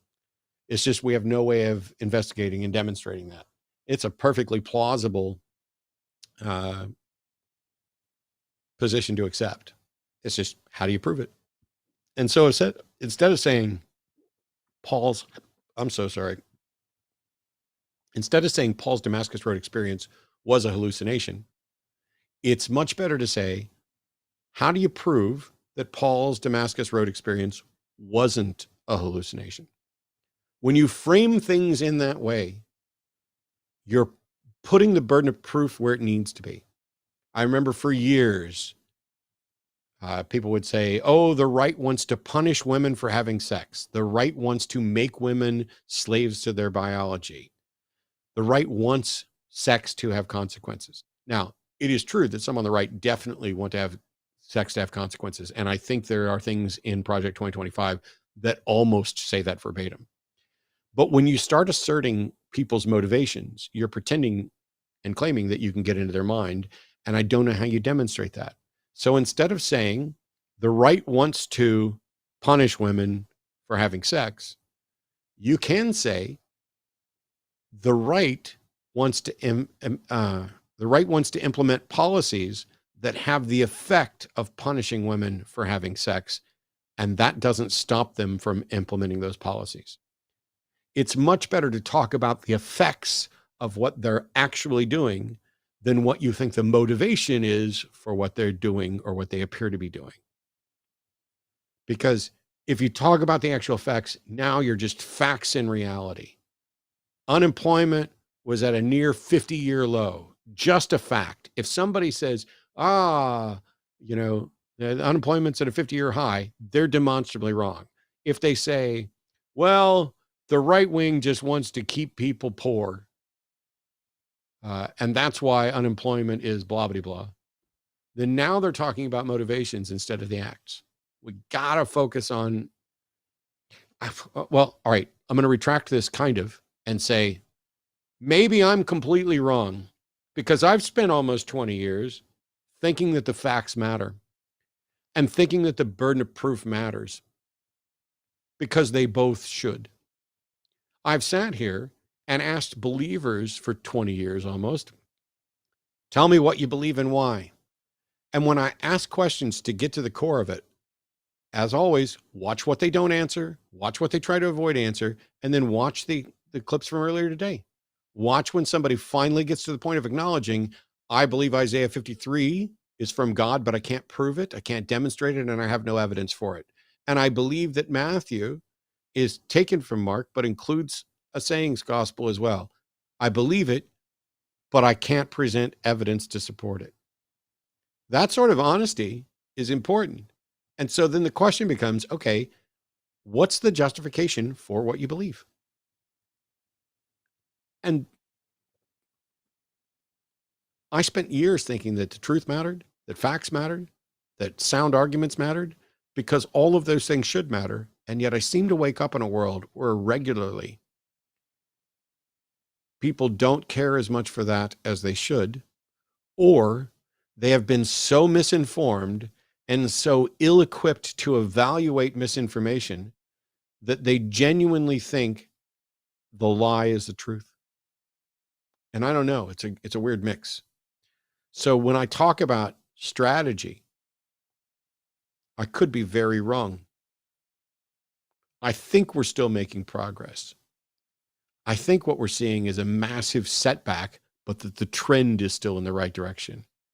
I still genuinely believe that in the long run, if we make it, the truth will matter. And moral right will matter. And the ship will be righted at some point. But I genuinely fear and am convinced that this next election is going to determine whether we make improvement over a 15 to 20 year period, or whether we don't make improvement until we hit a 40 to 50 year period.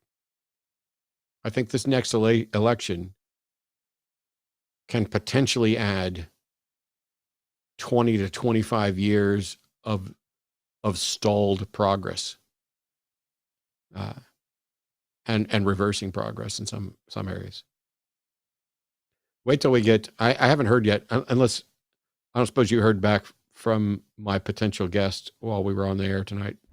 Yeah, he said, let me see if I can pull it up here. It wasn't a hard confirmation. I asked him if he had Discord, and he said, I have one somewhere, but I never use it, and then he gave me his email. So, yes, I'm pretty sure he's down for next week. Okay. So there's a really good chance Hello, everybody in chat. I'm switching over to chat from the super thing. There's a really good chance that next week's guest is going to be, well, maybe we just don't tell you. Let me finish some super chats.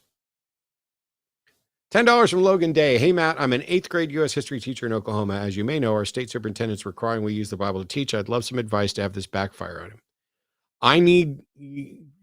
Please email me with exactly what direction you're being given. Because merely having them require you to have a Bible and to teach from it doesn't tell me what teachers are actually being instructed to do. I may not have good advice for you at all. But next week's guest might, we'll get back to it. I'll do it once all the super chats are done. But yeah, email for sure, because I'd love to know more about what's going on. Jamnico6, love y'all. Take my money. Man, that's a familiar looking guitar. Good to see you, Jam. James Denton, $10. Hey, Matt, I was super excited to realize I had stumbled across a live show. Been rapidly consuming content from both you and Forrest for months now. Here's a little $ support and keep up the good work. Thank you, thank you, thank you. Oh, Daniel Cooper already said it in chat. Yeah, next week I'm going to try to have Andrew Seidel on. And he has soft confirmed. We'll let you know and you'll see the thing. But trust me, with the Supreme Court shooting down Chevron, with the Supreme Court basically granting near king-like powers to the presidency, to the executive branch, there are a ton of questions and a ton of issues we need to address. I mean, I would have Andrew on every week. I would give up, if it were possible, I would stop doing the hang up every Wednesday, turn it over to Andrew to do every Wednesday, and I would talk about my stuff at some other time if that was the best plan. Because I genuinely feel that Andrew's mind and voice on these topics is not only vastly more important than mine, but one of the most important voices we have access to. And I don't mean like we as in the line. I mean people in the United States. It's just, he's one of 3 or 4 lawyers that I reach out to almost every time something happens, and they don't always agree. And he's the one that I've questioned the most and the one that keeps coming out correct.